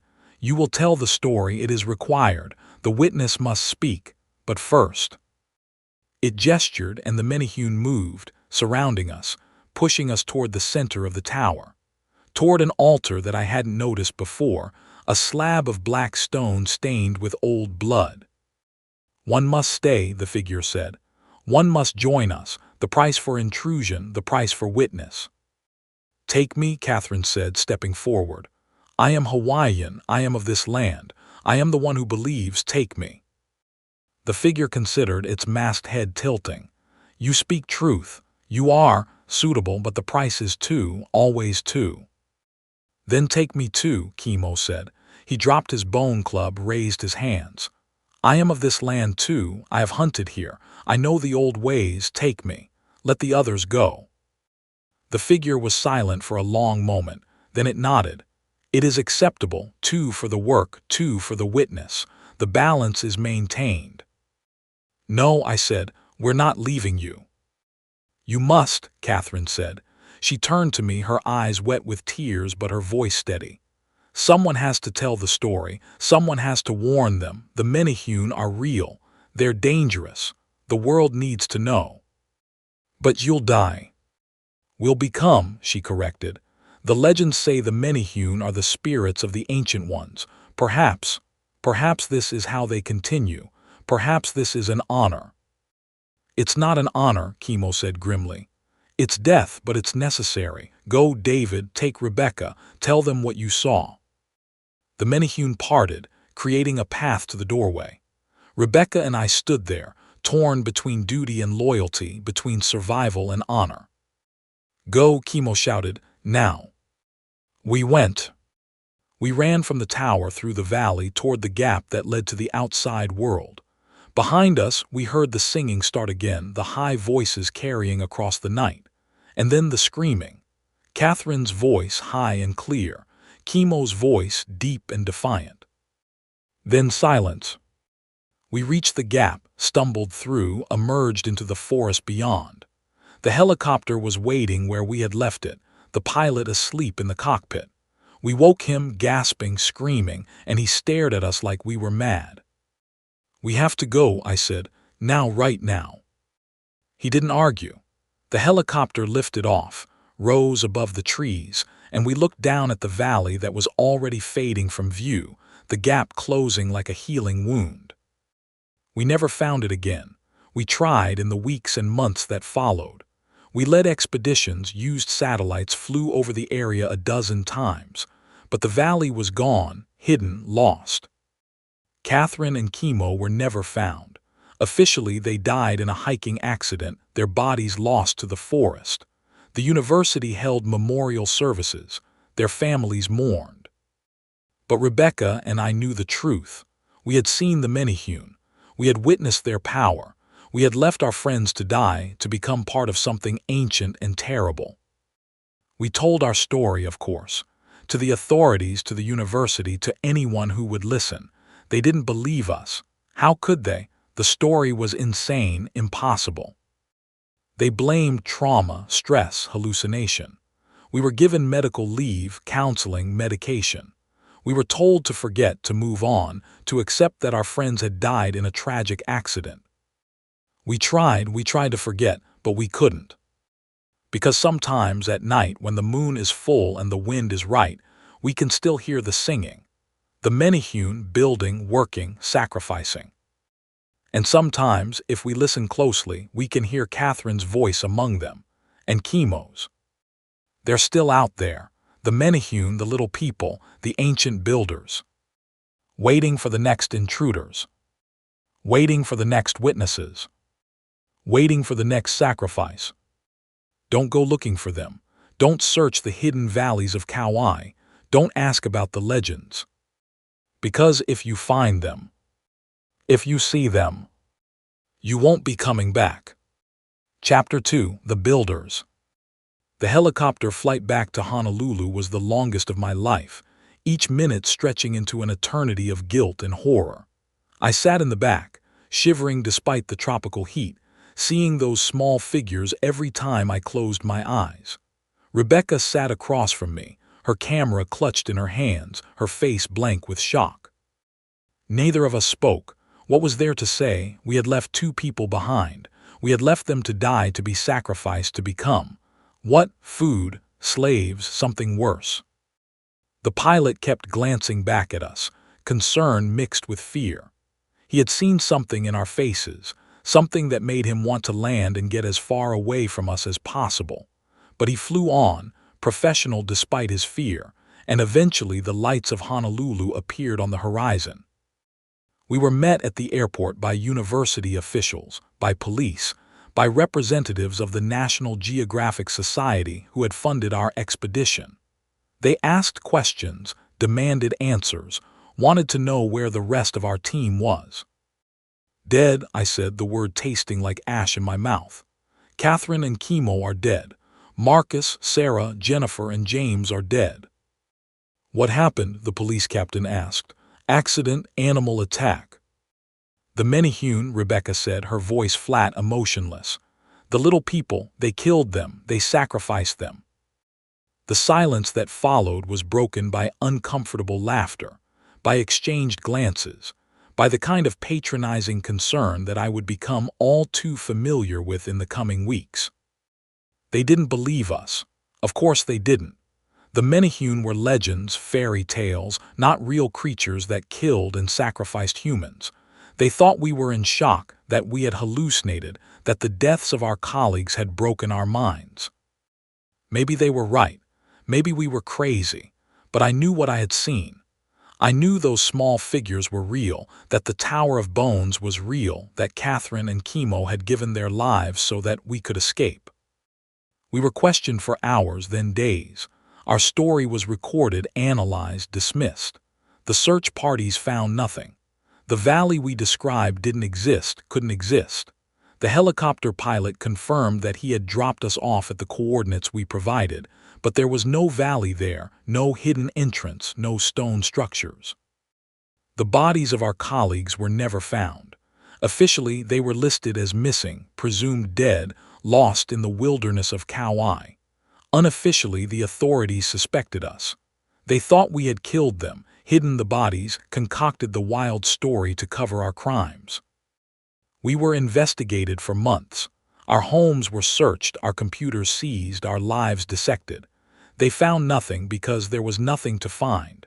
We were innocent in the legal sense, but we were guilty in our hearts of abandoning our friends to monsters. I spent 6 months in therapy, trying to forget, trying to accept the official narrative that we had suffered a psychotic break, that the stress of the expedition had caused us to hallucinate, that our colleagues had died in a tragic accident, and our minds had created the Menehune as a way of coping. I almost believed it, almost. Then the dreams started. At first they were just flashes, images of stone walls, of small figures working, of Catherine's face, pale and transformed. But as the months passed, the dreams became more detailed, more real. I would find myself in the valley watching the Menehune build. They would look up at me, nod, acknowledge my presence.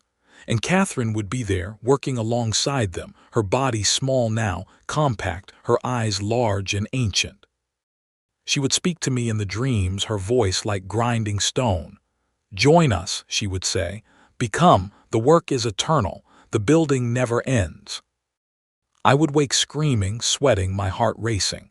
And I would know that it was real, that she was real, that the Menehune had not killed her but had changed her. Rebecca had the dreams too. We met sometimes in the years that followed to compare notes, to confirm that we weren't insane. She had seen Chemo in her dreams, working in the fish ponds, his body transformed, his eyes glowing with ancient knowledge. "They're still there," she would say, "still building, and they want us to join them." "We can't," I would reply. "We have to tell the story, we have to warn people." Who would believe us? No one would believe us. That was the curse of the witness, to know the truth and be unable to share it. 5 years passed. I left the university, left Hawaii, moved to the mainland where I could pretend to be normal. I got a job teaching anthropology at a community college in Oregon, where the rain and the cold were a constant reminder that I was far from the islands, far from the secrets that haunted me. I thought I had escaped. I was wrong. The letter arrived on a Tuesday in an envelope with no return address, the handwriting unfamiliar. Inside was a single page, covered in symbols I didn't recognize, and a photograph. The photograph showed a stone structure, a wall of fitted rocks in a pattern that was unmistakable. It was Menehune work, and in the corner of the photograph, barely visible, was a figure. Small, hairy, watching the camera with large eyes. On the back of the photograph, in Catherine's handwriting, was a single word: "Come." I stared at the photograph for hours, my hands shaking, my mind racing. It was a trap, I knew. The Menehune wanted me back, wanted me to return to the valley, wanted me to join their number. But it was also proof. Proof that I wasn't crazy, that the Menehune were real, that Catherine was still alive in some form. I called Rebecca that night. She had received a similar letter, a similar photograph with a similar message. Chemo's handwriting, or what passed for it now. "We can't go," she said, her voice shaking. "We can't." "We have to," I said. "This is our chance to prove it, to bring back evidence, to make them believe. We'll die. Maybe, but if we can get proof, if we can bring back a photograph, a video, something." She was silent for a long time. Then, "I'll meet you in Honolulu." We returned to Kauai 6 years after the original expedition, older, wiser, and still terrified. We told no one where we were going, left no itinerary, made sure no one would come looking for us if we disappeared. We hired a local guide, a young man named Leo who knew the trails and promised to take us to the hidden valley. We didn't tell him why, just said we were looking for old ruins. He led us into the forest, following trails that I didn't remember, paths that seemed to shift and change. After 3 days of hiking, he stopped at a wall of vines. "This is it," he said, "the entrance, but I won't go further. No one goes further." "Why not?" Rebecca asked. "Because those who do, don't come back." We paid him and watched him leave, his relief obvious as he retreated down the trail. Then we turned to the vines, found the gap between them, and stepped through. The valley was different, larger for one thing, extending farther than I remembered, and more developed. The structures were more numerous, more complex. There were new temples, new fish ponds, new roads that stretched into the distance. And there were more Menehune, thousands of them, visible everywhere, working, building, singing. They didn't hide from us this time. They watched us enter, nodded, acknowledged our presence. "They were waiting for us," Rebecca whispered. "Yes," I agreed, "they were." We walked through the valley, following the stone paths toward the center.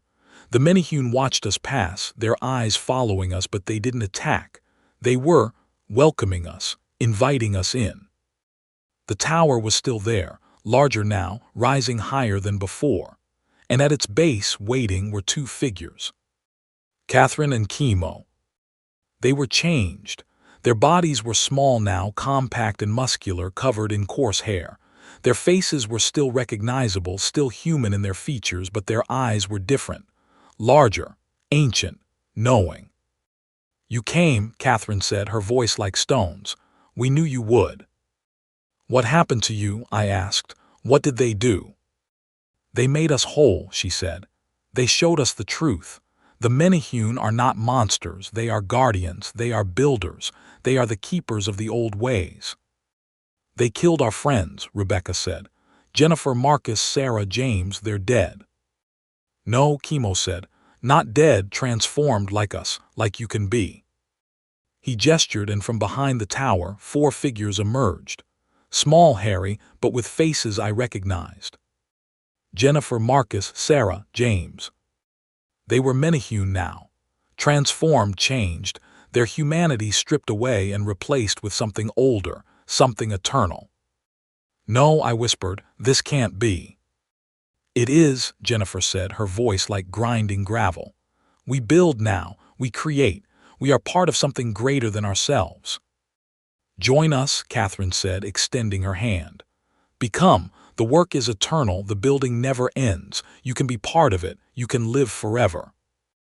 I looked at Rebecca, she was crying, her face wet with tears. "We can't," she said, "we're human." "You are human," Chemo said, "you can be more." The Menehune were gathering around us now, hundreds of them, creating a circle that trapped us in the center. They weren't threatening, weren't aggressive, just waiting, patient, eternal. "Why us?" I asked. "Why did you choose us?" "You saw," Catherine said. "You witnessed. You are the storytellers, the rememberers, the ones who carry the truth. You must become so that you can tell the truth from within." "We don't want to become," I said. "We want to stay human." "Then you must leave," Chemo said, "and never return the knowledge you carry. It must not spread. The world is not ready." "But you sent for us," Rebecca said. "You asked us to come." "To give you the choice," Catherine said. "Join us or leave forever, but if you leave, you must never speak of what you have seen. The penalty for breaking this trust is death, true death, not transformation, the end of existence." I looked at my former friends, at the creatures they had become. They seemed happy, content, part of something greater than themselves. But they weren't human anymore. They weren't the people I had known. "We need to think," I said. "Time to decide." "You have until dawn," Catherine said. "When the sun rises, you must choose, become or leave." They left us there in the circle of Menehune, surrounded by creatures that could kill us in an instant, but chose instead to wait. We sat on the stone ground, Rebecca and I, holding each other, trying to decide what to do. "We can't become those things," Rebecca whispered. "We can't." "But if we leave, we can't tell anyone," I said. "The knowledge dies with us." "Maybe that's for the best. The world isn't ready for this." "But the Menehune are dangerous. They kill. They transform people against their will." "Do they?" Rebecca asked. "Look at Catherine and Chemo. They chose to stay. They sacrificed themselves so we could escape, and now they seem content." "They're monsters." "They're different, not human, but not evil either, just other." The night passed in argument and indecision. As dawn approached, casting golden light through the valley, Catherine and Chemo returned. "Your choice," Catherine said. "Join us or leave." Rebecca stood first, her face set with determination. "I choose to stay," she said. "Not as one of you, but as a witness, as a guardian. I'll live here in the valley and I'll watch, I'll learn, and when the world is ready, I'll tell them." Catherine smiled, a strange expression on her transformed face. It is acceptable. You will be the bridge between our worlds, the storyteller who knows the truth. I stood, my heart heavy. I choose to leave, I said, but I promise, I won't tell, not until the world is ready. It is acceptable, Chemo said. Go and remember. They led us to the gap, Rebecca staying behind, me preparing to leave. At the entrance, I turned back one last time, looking at the valley that held so many secrets, so many mysteries. Goodbye, I said. Not goodbye, Catherine said, until we meet again in this world, or the next.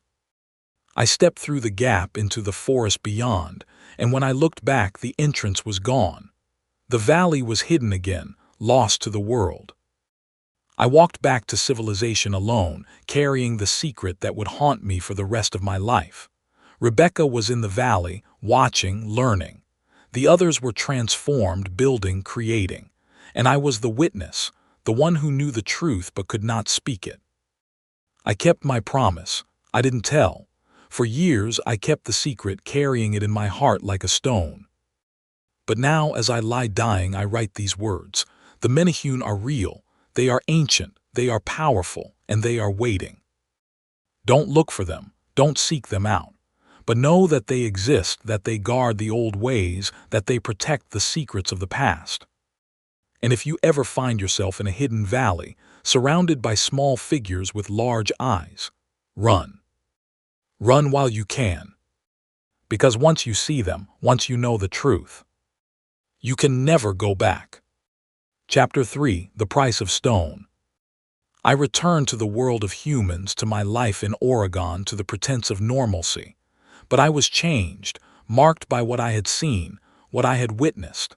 I carried the secret like a weight, a burden that grew heavier with each passing year. Rebecca remained in the valley, or so I believed. I received messages from her occasionally, photographs of structures she had documented, notes about the Menehune's culture and society.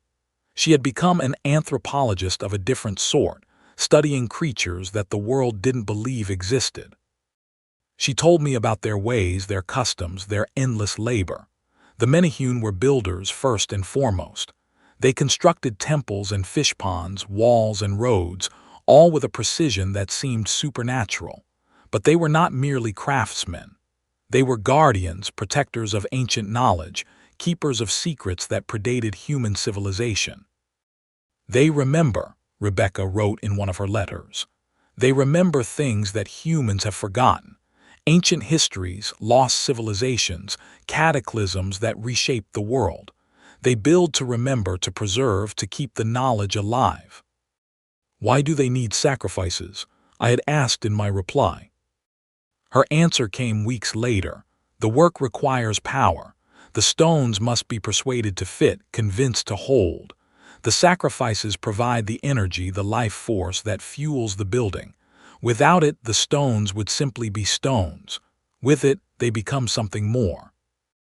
I didn't understand, not fully, but I accepted it as I accepted all things about the Menehune.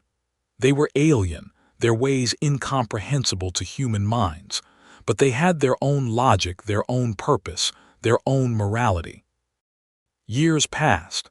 I grew older, teaching my classes, writing my papers, pretending to be a normal academic.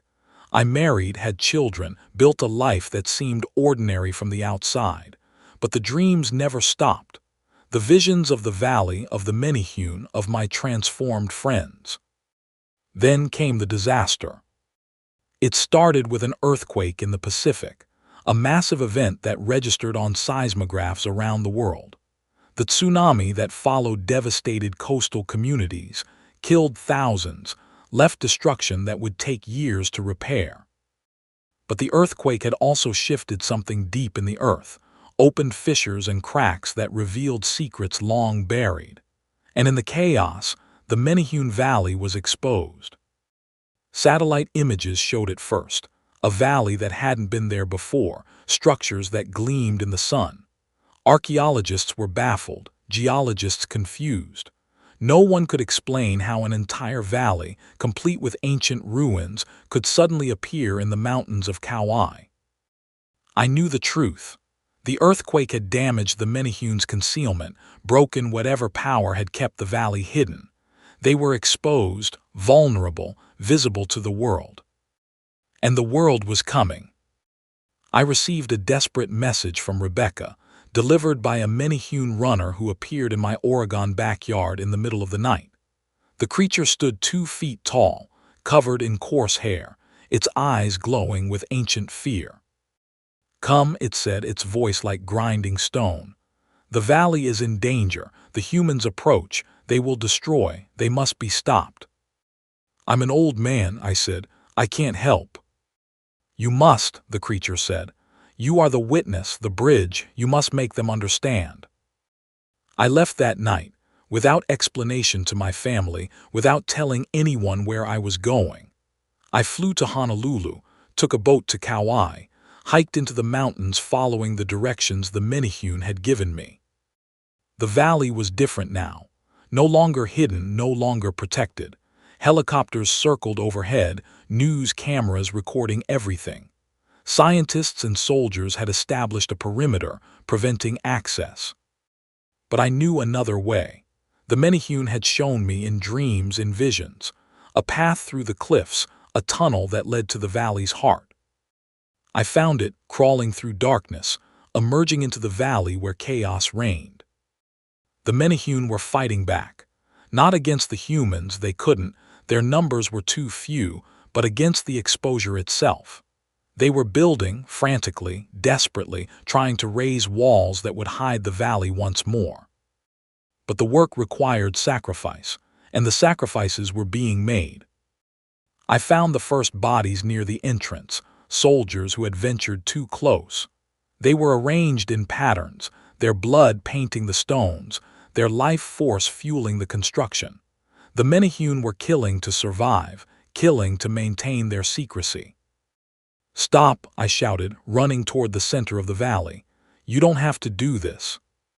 Catherine appeared from the shadows, her transformed body moving with supernatural speed. "We must," she said.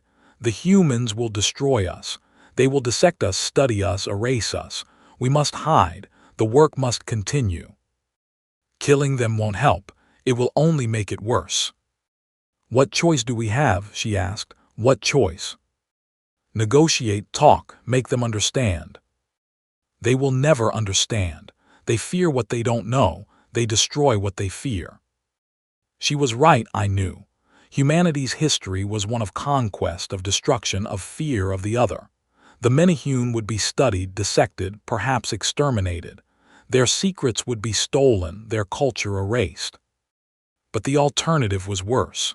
More death, more blood, a war between species that could only end in genocide. "Let me talk to them," I said. "Let me be the bridge." Catherine considered, her large eyes studying me. "You would risk yourself, your life, your humanity." "I already did," I said, "years ago when I first saw you." She smiled, the expression strange on her transformed face. "You have always been the witness, the one who sees. Very well, speak, but no, if you fail, the blood is on your hands." I walked toward the valley's edge, toward the soldiers who guarded the perimeter. I raised my hands, showed I was unarmed, and called out. "My name is Dr. David Reeves. I know what these creatures are. I can explain. I can negotiate." The soldiers were suspicious, but they didn't shoot. They took me into custody, questioned me for hours. I told them everything, the whole story, from the first expedition to the current crisis. They didn't believe me, of course, but they were desperate for answers, for any explanation that made sense. And my story, wild as it was, fit the facts better than anything they had. A general arrived, a man named Anderson who commanded the operation. He was skeptical, hard-eyed, used to dealing with threats to national security. "You're saying these things are intelligent?" he asked. "That they can be reasoned with?" "They're more than intelligent," I said. "They're ancient. They predate human civilization. They have knowledge we can only dream of." They're killing my men. They're defending themselves. They feel threatened. They feel threatened, Anderson repeated, his voice flat. So they murder. Wouldn't you? If your home was invaded, your family threatened. Anderson was silent for a moment. Then, what do they want? To be left alone, to continue their work, to remain hidden. That's not possible. The valley is exposed. The world knows. Then help them relocate. Help them hide again. Don't destroy them. Anderson considered, his jaw working. I'll need to consult with Washington. This is beyond my authority. Hurry, I said, before more die. But it was already too late. The Menehune had grown desperate. With each hour of exposure, their fear grew, their panic rising. They launched attacks on the perimeter, small raids that killed soldiers and took their bodies back to the valley for sacrifice. The death toll mounted, 10 soldiers, then 20, then 50.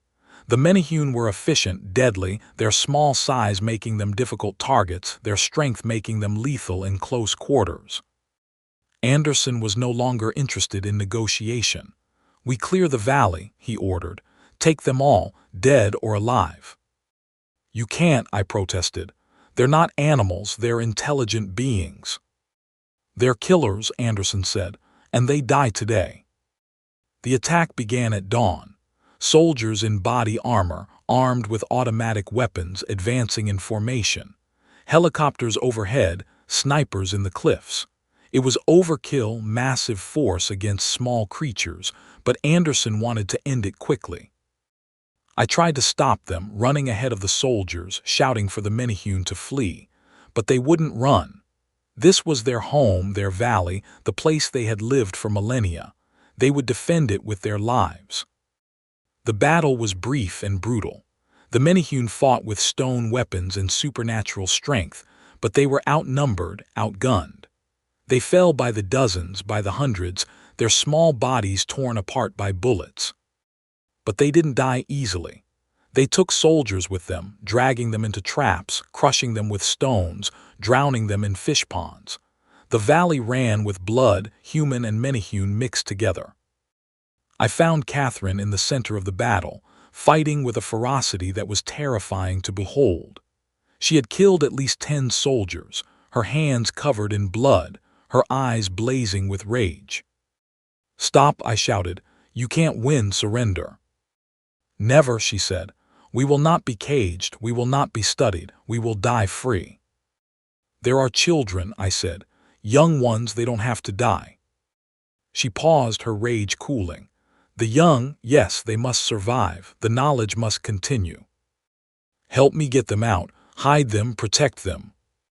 You would do this, after all we have done. I'm the witness, I said. I bear witness to your existence, to your culture, to your survival. I won't let you be erased. She nodded, decision made. The escape tunnel, the one you used to enter, it leads to the sea. There is a boat, take the young, save them. What about you? I will stay, I will fight, I will die, it is fitting. Catherine. Go, she shouted, now. I ran, following her directions, finding the chamber where the young Menehune were hidden. They were small, no more than a foot tall, their eyes wide with fear. Come, I said, holding out my hands. I'll save you. They didn't understand my words, but they understood my intent. They followed me, a dozen of them, into the tunnel that led to the sea. Behind us, the battle raged on. Gunfire and screams, the sounds of dying. I didn't look back, couldn't look back, just kept moving forward towards salvation. We emerged from the tunnel into a small cove, hidden from the main beach. A boat was there, as Catherine had promised, a small fishing vessel that had seen better days. I loaded the young Menehune into the boat, cast off the lines and started the engine. We pulled away from the shore, heading out to sea, leaving the valley behind. Behind us, the sounds of battle ceased. The gunfire stopped. The valley fell silent. I looked back one last time at the place where I had first seen the Menehune, where my life had changed forever. Smoke rose from the valley, black and oily. The Menehune were dying, their ancient culture being erased. But the young were safe, the knowledge would survive. I sailed the boat to a neighboring island, found a hidden cove where the young could live, could grow, could continue their work in secret. I left them there, with supplies and instructions, hoping they would survive. Then I returned to the world, to my life, to the pretense of normalcy. But I was different now. I had saved something, preserved something, kept the secret alive. The official story was that the valley had collapsed in an aftershock, that the ruins were lost, that the creatures were never found. The soldiers who died were declared heroes, casualties of a geological survey. The truth was buried, hidden, forgotten. But I remembered. I remembered Catherine fighting to the end. I remembered Rebecca, who had died in the battle, her body found among the Menehune. I remembered the others, transformed, killed, erased. And I remembered the young, hidden on their island, growing, learning, waiting. They would return, I knew. The Menehune were patient. They would rebuild, recover, reclaim what was lost. In 100 years, 1,000, they would emerge again, stronger, wiser, ready. And I would be there to witness it. If I lived that long. I am old now, dying, my body failing, but I have done my duty. I have borne witness. I have preserved the truth. The Menehune are real, they are ancient, they are builders.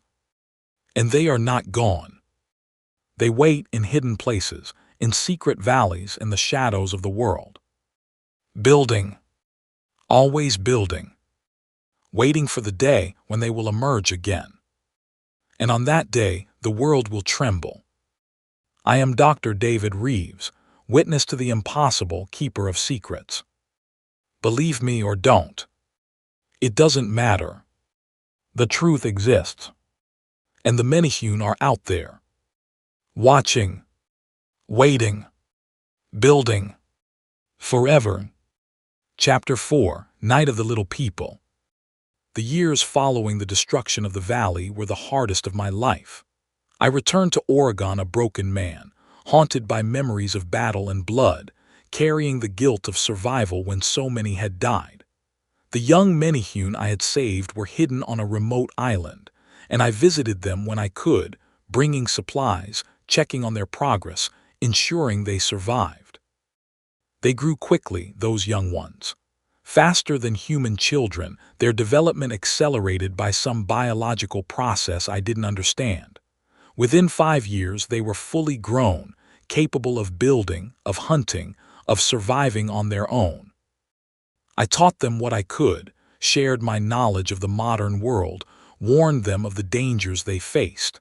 They learned quickly, those ancient minds in young bodies, absorbing everything I offered and adding it to their inherited wisdom.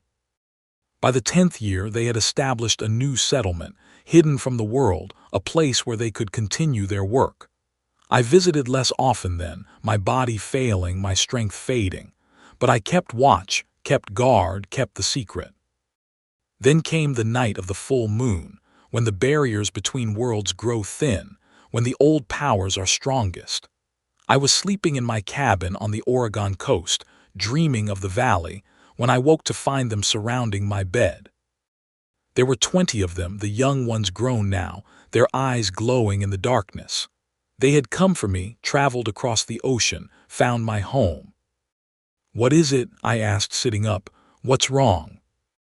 "The others," their leader said, a female named Canny who had been the brightest of the young. "They live. The valley survivors, they call to us." "What do you mean? I thought they were all killed." "Not all, some escaped. Into the deep caves, into the earth itself. They have been rebuilding, healing, waiting. Now they emerge, and they are changed." "Changed how?" "Angry, vengeful. They seek to punish the humans who destroyed their home. They seek war." I understood immediately. The survivors had been driven mad by grief and rage, transformed by their trauma into something darker, more dangerous. They would not hide, would not build, would not preserve. They would destroy. "How many?" I asked. "Hundreds, perhaps thousands. They have been breeding, multiplying, preparing." For what? For the night of little people, when we emerge and reclaim what was lost. When is this night? Canny looked at me, her eyes ancient and knowing. Tonight, the full moon, they strike at midnight. Where? Everywhere. The Menehune have tunnels, passages, ways beneath the earth that connect all places. They will emerge in cities, in towns, in homes.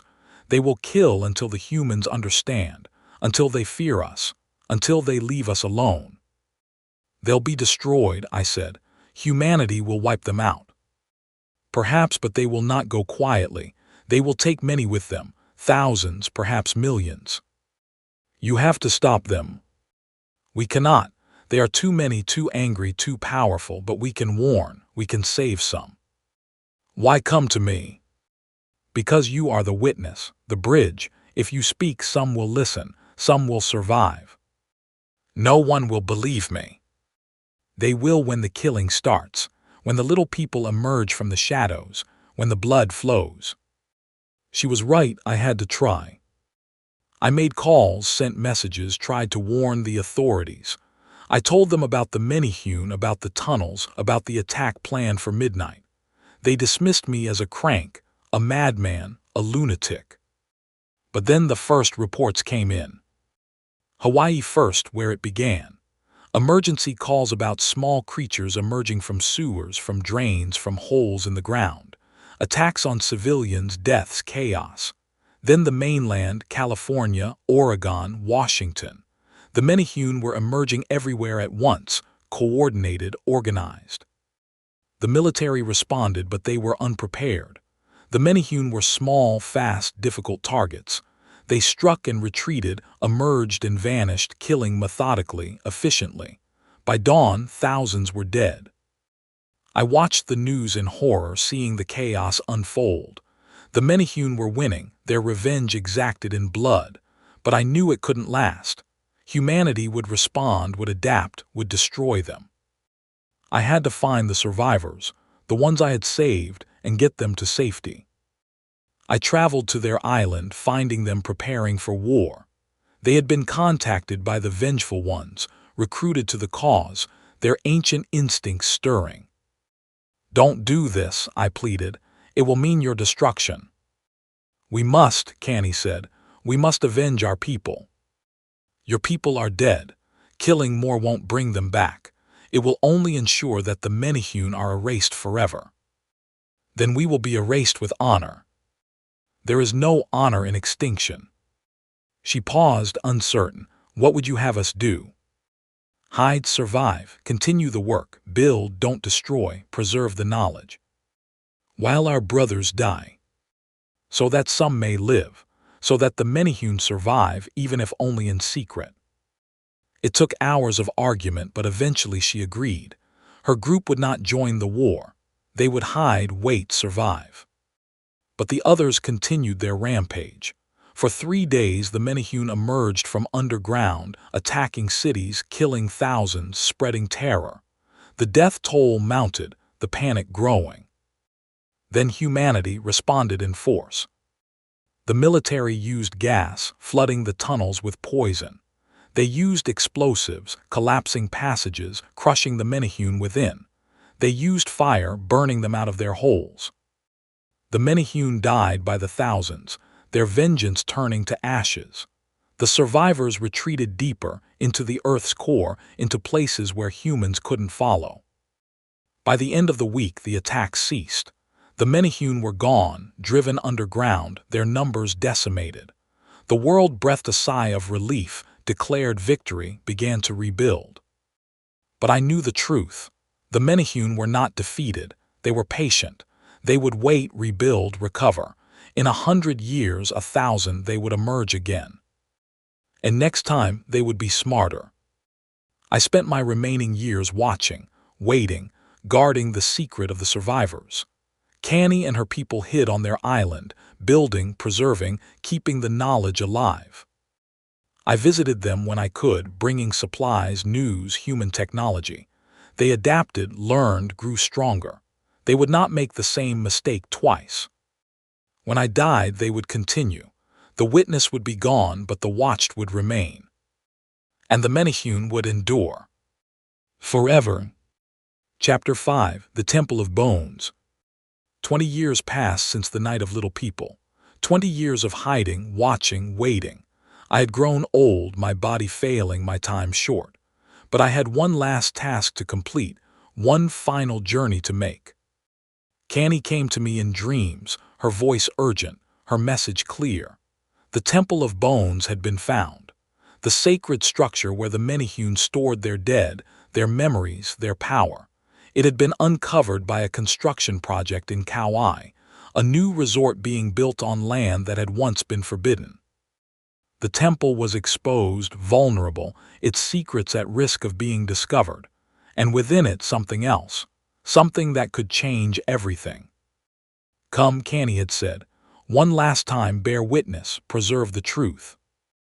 I made the journey, old and weak as I was, traveling to Hawaii one final time.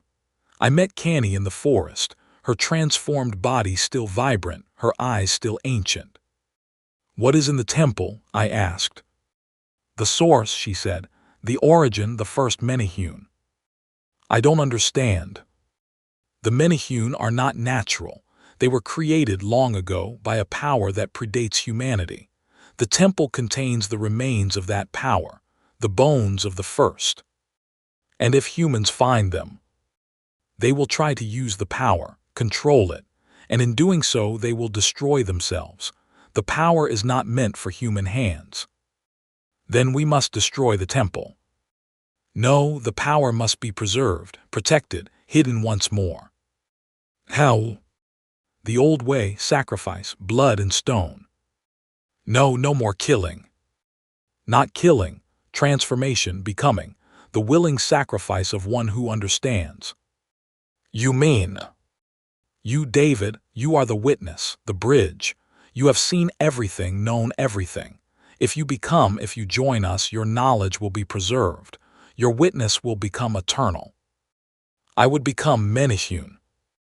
You would become, one of us, eternal, the memory made flesh. I'm an old man. I don't have much time left anyway.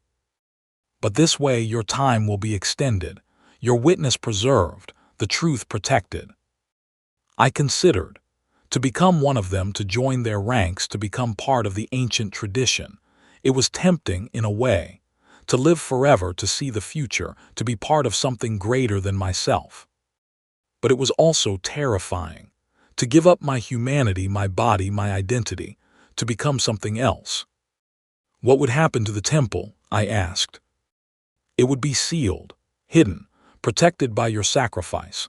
Your transformation would power the concealment, your knowledge fueling the magic that hides it. And the humans, the construction workers, they would forget. The temple would become invisible, unfindable, a place that exists but cannot be seen. Until the next earthquake, the next disaster. Perhaps, but that is the future we deal with now. I thought of my life, my failures, my triumphs. I had witnessed the impossible, survived the unthinkable, preserved the truth. Now I had a chance to do more, to become more, to ensure that the truth survived. I'll do it, I said. I'll become. Canny smiled, the expression strange on her transformed face. You were always the one, the witness who would become the watched. Come, the temple awaits. We traveled to the temple, a structure that had not been there in my day, built by the survivors after the destruction of the valley. It was massive, a pyramid of bone and stone that rose from the forest floor, covered in carvings that depicted the history of the Menehune, their origins, their purpose, their power. The construction workers had found it, were excavating around it, preparing to turn it into a tourist attraction. They had to be stopped, the temple protected. I entered alone, Canny remaining outside to guard. The interior was lit by some phosphorescence that coated the walls, a soft glow that revealed the contents. Bones, thousands of them. The remains of Menehune who had died over millennia, their bodies preserved here, their knowledge stored in their bones. And in the center, on a pedestal of black stone, the remains of the first. A skeleton no larger than a child but radiating power, ancient and terrible. I approached, feeling the energy emanating from the bones. This was the source, the origin, the power that created the Menehune, and I was to join it. The transformation ritual was simple, Canny had explained. I had to drink a potion made from the ground bones of the Menehune, mixed with sacred water from their springs. Then I had to lie on the altar and wait. If I was worthy, if I was accepted, I would change. If not, I would die. I drank the potion, feeling it burn as it went down, feeling it spread through my body like fire. I climbed onto the altar, lay back, closed my eyes. The pain began immediately, my body convulsing, my bones cracking, my skin burning. I screamed, the sound echoing through the temple, through the ages. Then I changed.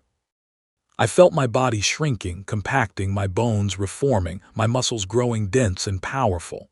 My skin itched, then erupted with coarse hair. My face changed, my jaw extending, my eyes growing larger, my ears shifting. I became. When it was over, I stood, looking at the world with new eyes.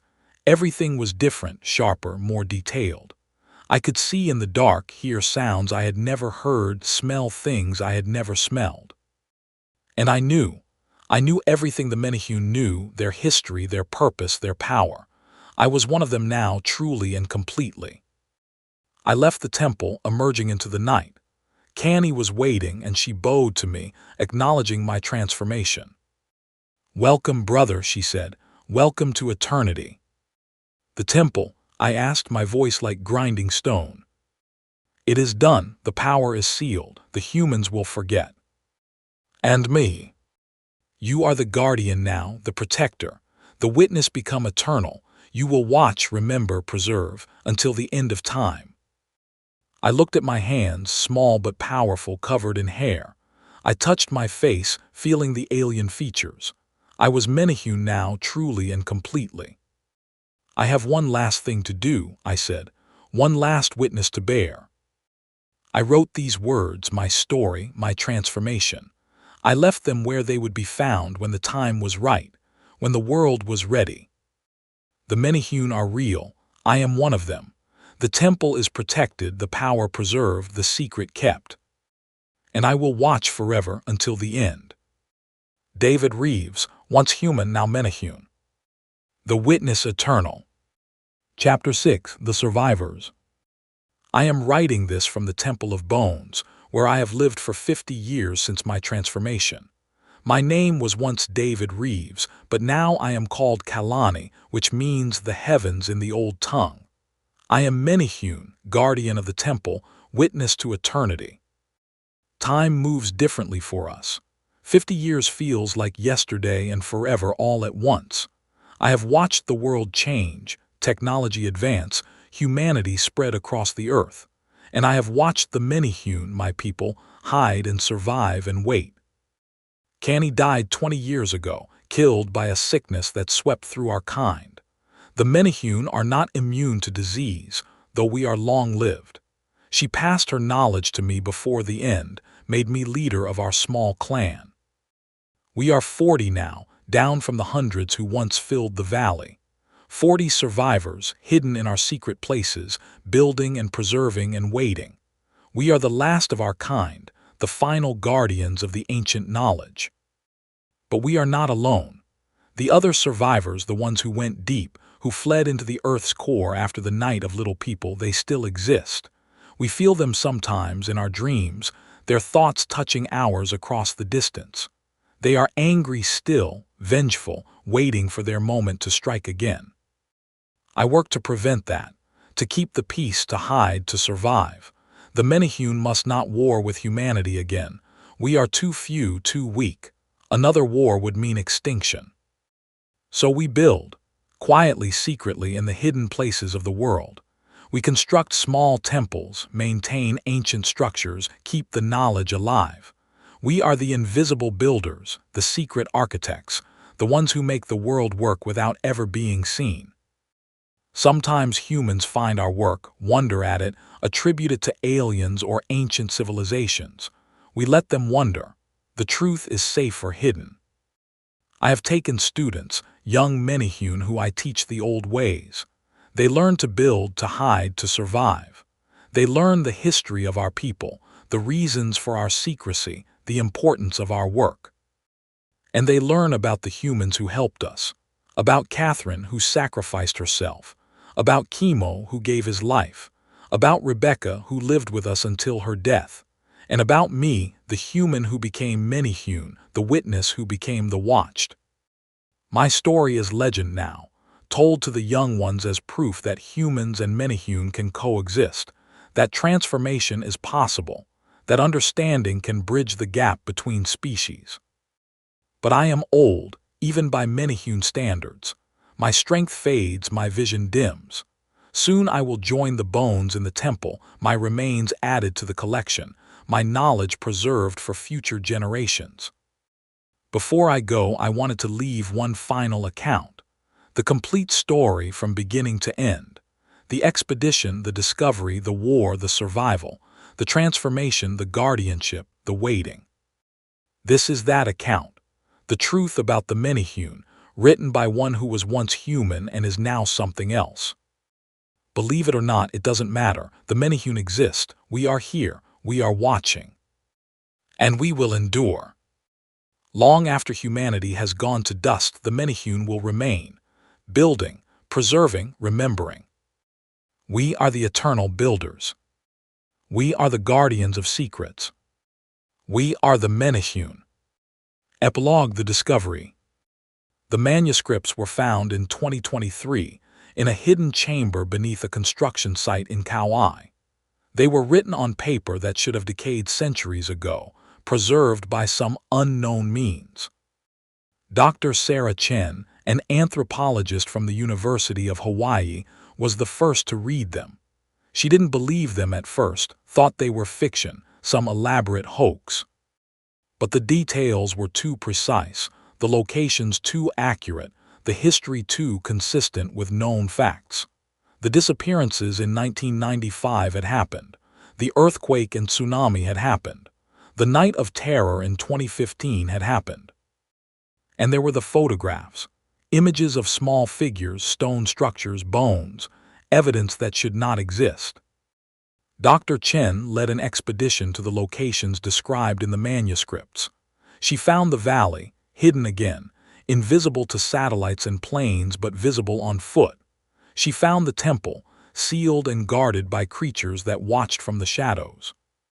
She saw the Menehune. And she understood. This is her report, added to the manuscripts, confirming what David Reeves wrote so many years ago. The Menehune are real. They exist. They are among us. Dr. Sarah Chen, Ph.D., University of Hawaii, December 2023. Final note. If you are reading this, you know the truth. The Menehune exist. They are ancient, they are powerful, and they are hiding, waiting, watching. Don't seek them out. Don't try to find them. Let them remain hidden, let them continue their work, let them preserve their secrets. Because if humanity threatens them again, if we force them to war, we will lose. They have survived for millennia. They will survive for millennia more. And we will be forgotten. Respect the hidden places. Respect the old ways. Respect the Menehune. Or pay the price. End of all records. Chapter 7, The Blood Price. I must write of the years that followed my transformation, the decades of learning what it truly meant to be Menehune. The physical changes were only the beginning. The mental and spiritual transformations were far more profound.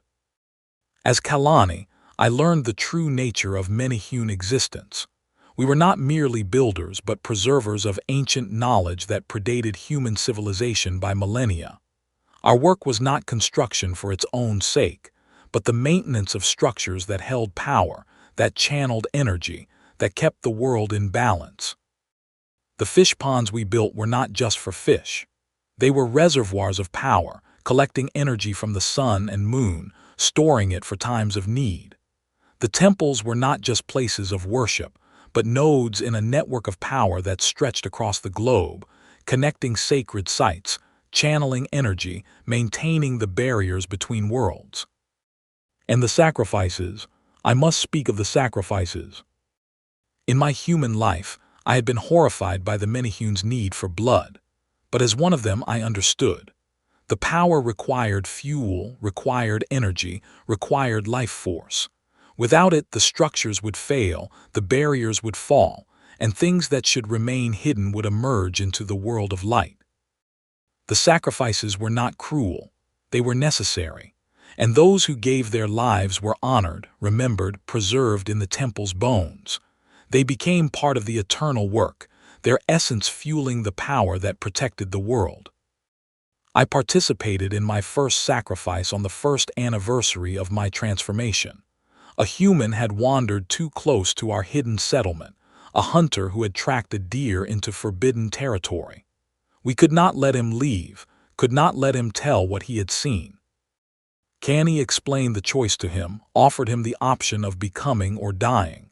He chose to die, his courage failing in the face of transformation. We honored his choice, made it painless, added his bones to the temple.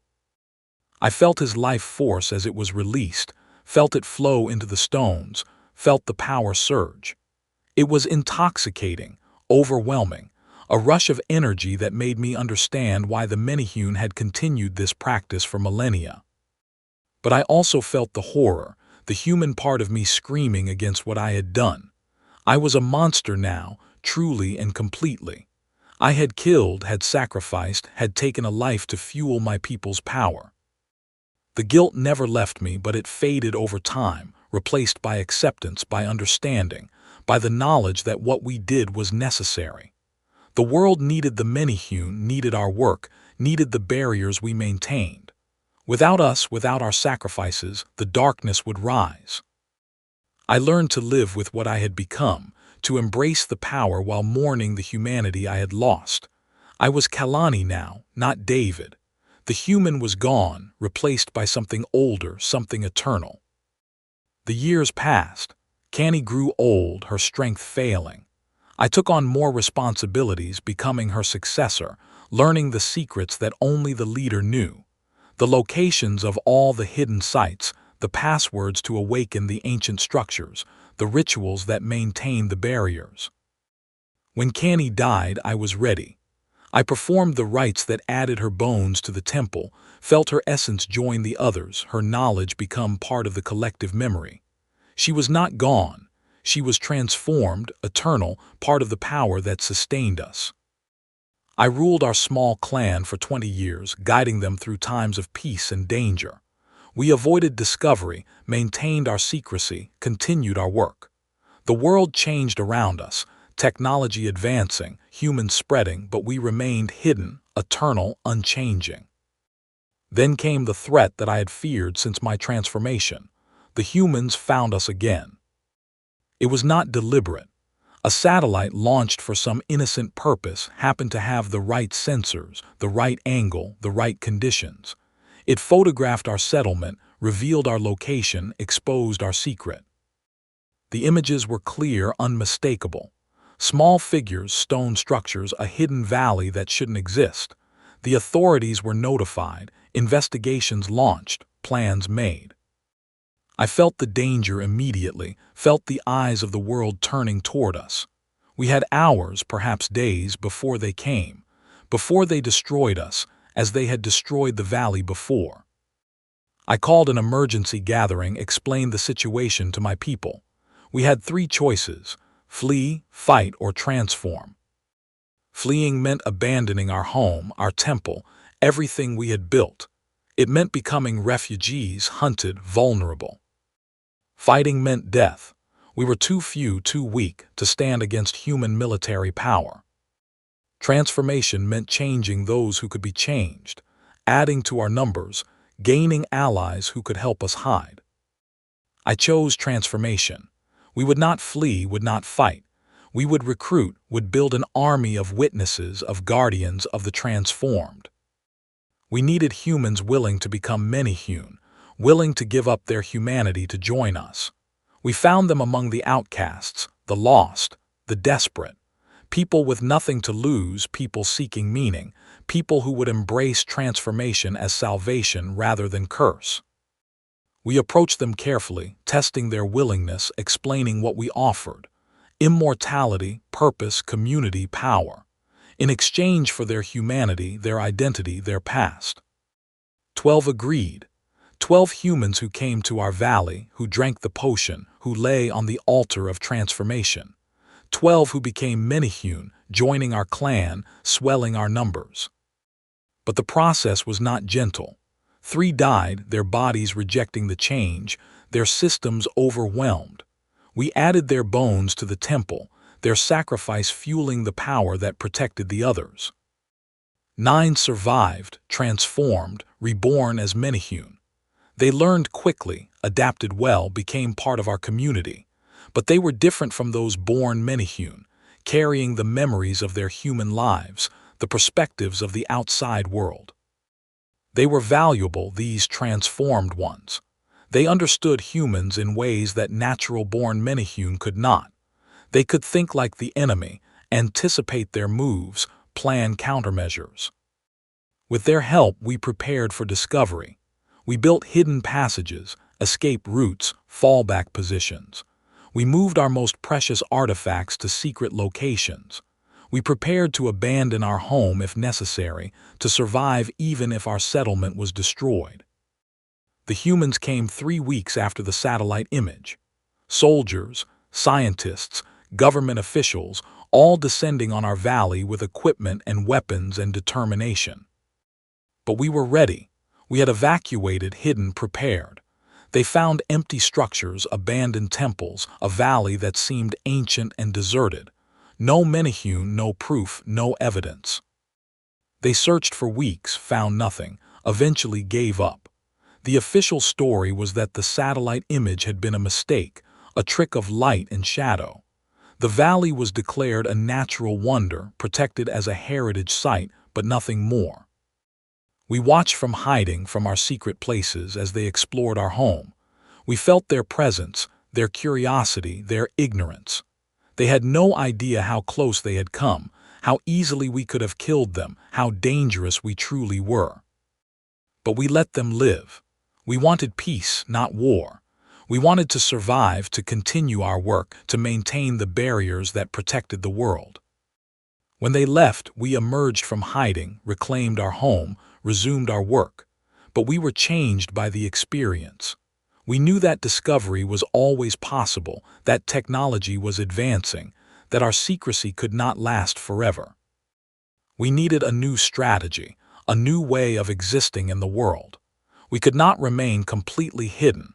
The risk was too great. We needed to be hidden in plain sight, to become part of the world even as we remained apart from it. I proposed the idea to my clan and they agreed. We would create a cover identity, a story that would explain our existence if we were discovered. We would become a tribe, an isolated community, a religious group that kept to itself, that lived according to ancient traditions, that shunned modern technology. It was not far from the truth. We were isolated, traditional, suspicious of the modern world. The difference was that our traditions were real, our isolation necessary, our suspicion based on millennia of experience. We established contact with the outside world, carefully controlled, carefully scripted. We claimed to be descendants of an ancient Polynesian sect, keeping alive traditions that had been lost elsewhere. We allowed visitors under strict conditions, showing them only what we wanted them to see. The world was fascinated. Anthropologists came to study us, journalists to report on us, tourists to gawk at us. We played our roles perfectly, the mysterious little people with their ancient ways, their strange customs, their hidden valley. And while they watched the show, we continued our real work. The barriers, the temples, the preservation of ancient knowledge.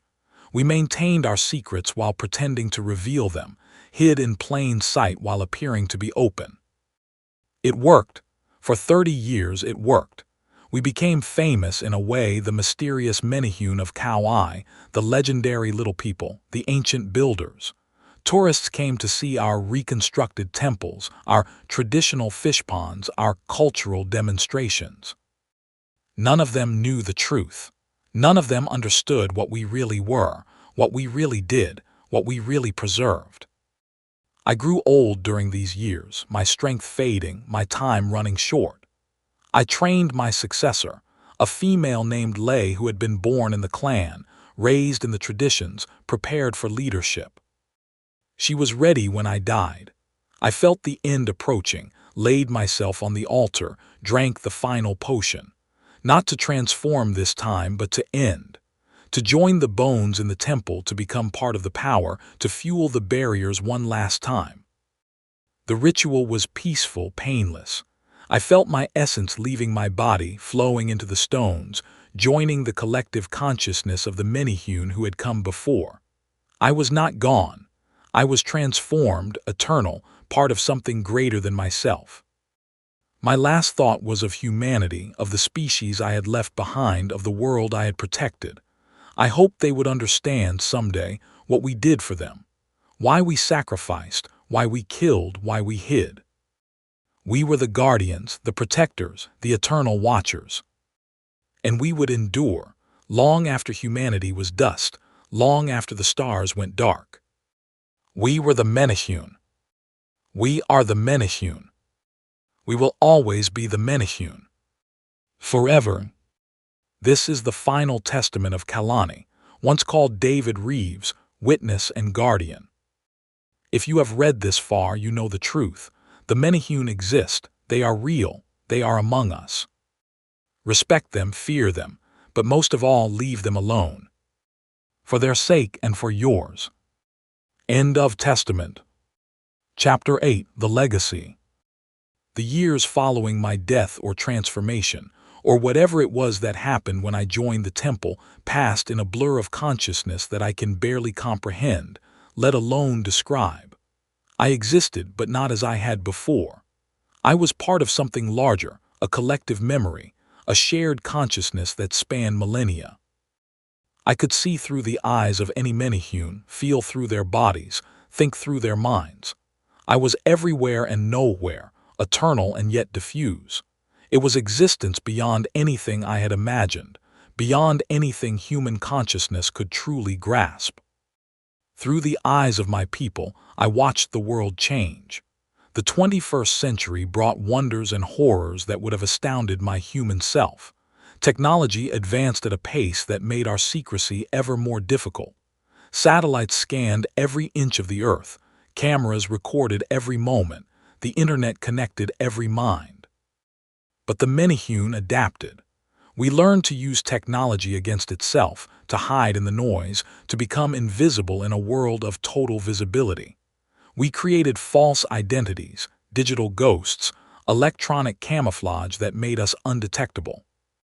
Lei led our clan through these challenges with wisdom and courage. She expanded our territory, established new settlements, connected with other Menehune groups that had been isolated for centuries.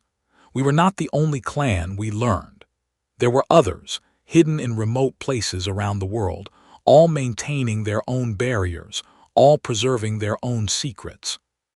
We established communication, cautious at first, then more open. We shared knowledge, resources, strategies. We became a network, a global community, connected in ways that had not been possible for millennia. The other clans had their own stories, their own tragedies, their own triumphs. Some had been discovered, destroyed, their knowledge lost forever. Others had thrived, grown, become powerful in their isolation. All were committed to the same purpose, the preservation of ancient knowledge, the maintenance of the barriers, the protection of the world from forces that would destroy it. I watched through their eyes, learned their stories, added their knowledge to my own. I was becoming something more than I had been, a repository of Menehune history and culture, a living library of ancient wisdom. The humans continued their march of progress, oblivious to our existence, unaware of the work we did to keep them safe. They built their cities, launched their rockets, explored their universe, never knowing that we were there, watching, protecting, preserving. Sometimes I felt a pang of regret of loss for my human life. I had been a man once with friends and family and dreams. I had loved and lost, hoped and feared, lived and died. Now I was something else, something eternal and inhuman, and the human emotions felt distant, like memories of a dream. But the work was important. The barriers we maintained kept the darkness at bay, prevented ancient evils from rising, preserved the balance that allowed human civilization to flourish. Without us, the world would be a very different place, a darker place, a place of nightmares and horrors. I remembered the Falk monster, the chupacabra, the other cryptids that I had learned about in my human life. They were real too, I now understood, other survivors from ages past, other guardians of secrets, other protectors of barriers. We were not alone in our work, not the only ones who kept the darkness at bay. The world was full of mysteries, full of secrets, full of things that humanity was not ready to understand. We were the keepers of those secrets, the guardians of those mysteries, the protectors of that knowledge. And we would continue.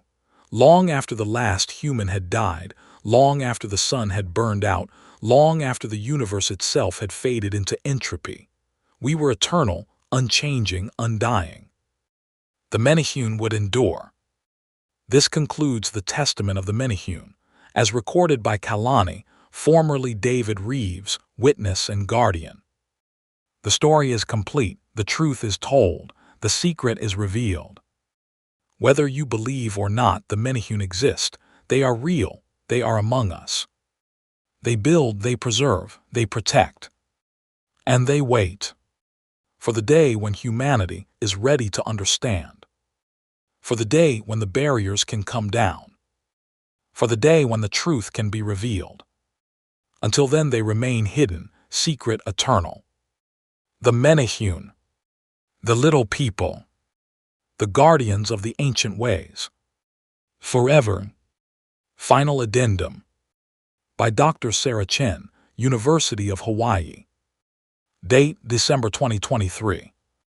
I have spent 5 years studying the manuscripts left by David Reeves/Kalani.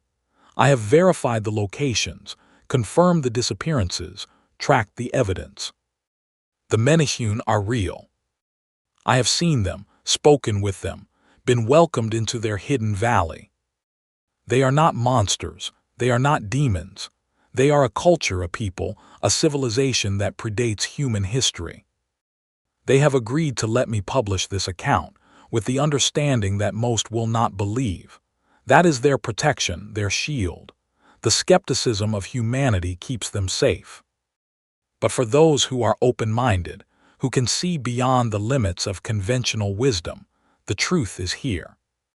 The Menehune exist. Respect them. Leave them in peace. And know that they are watching as they have always watched, as they will always watch. Until the end of time. Dr. Sarah Chen, Anthropologist, University of Hawaii. Postscript. 5 years have passed since I published the initial manuscript. In that time, I have continued my research, continued my contact with the Menehune, continued my documentation of their existence. They have accepted me as a sort of honorary member, a human who knows their truth and keeps their secrets. I have learned more than I can possibly record, more than any single volume could contain. The Menehune are far more complex than I initially understood. Their society is sophisticated, their technology advanced in ways that have nothing to do with electricity or silicon. They work with stone and wood, water and earth, manipulating natural forces through methods that science cannot yet explain. They have shown me their greatest secrets, their most sacred sites. I have seen structures that predate human civilization by tens of thousands of years, built with precision that modern engineering cannot match. I have also seen their greatest fears, the things they guard against, the barriers they maintain, the darkness they keep at bay. There are forces in this world, in the spaces between worlds, that would destroy humanity if they could. The Menehune are all that stands between us and annihilation. This is why they kill when necessary. This is why they sacrifice. This is why they maintain their secrecy at any cost. The price of their protection is paid in blood. The blood of animals sometimes, the blood of humans when necessary, their own blood when there is no other choice. They do not take this lightly.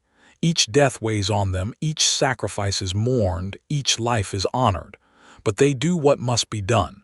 They have done it for millennia. They will continue until the end of time. I have also learned that I am not the only human who knows. There are others scattered around the world, witnesses like me who have seen, who know, who keep the secret. We are a network, a community of the informed, bound by our knowledge and our silence.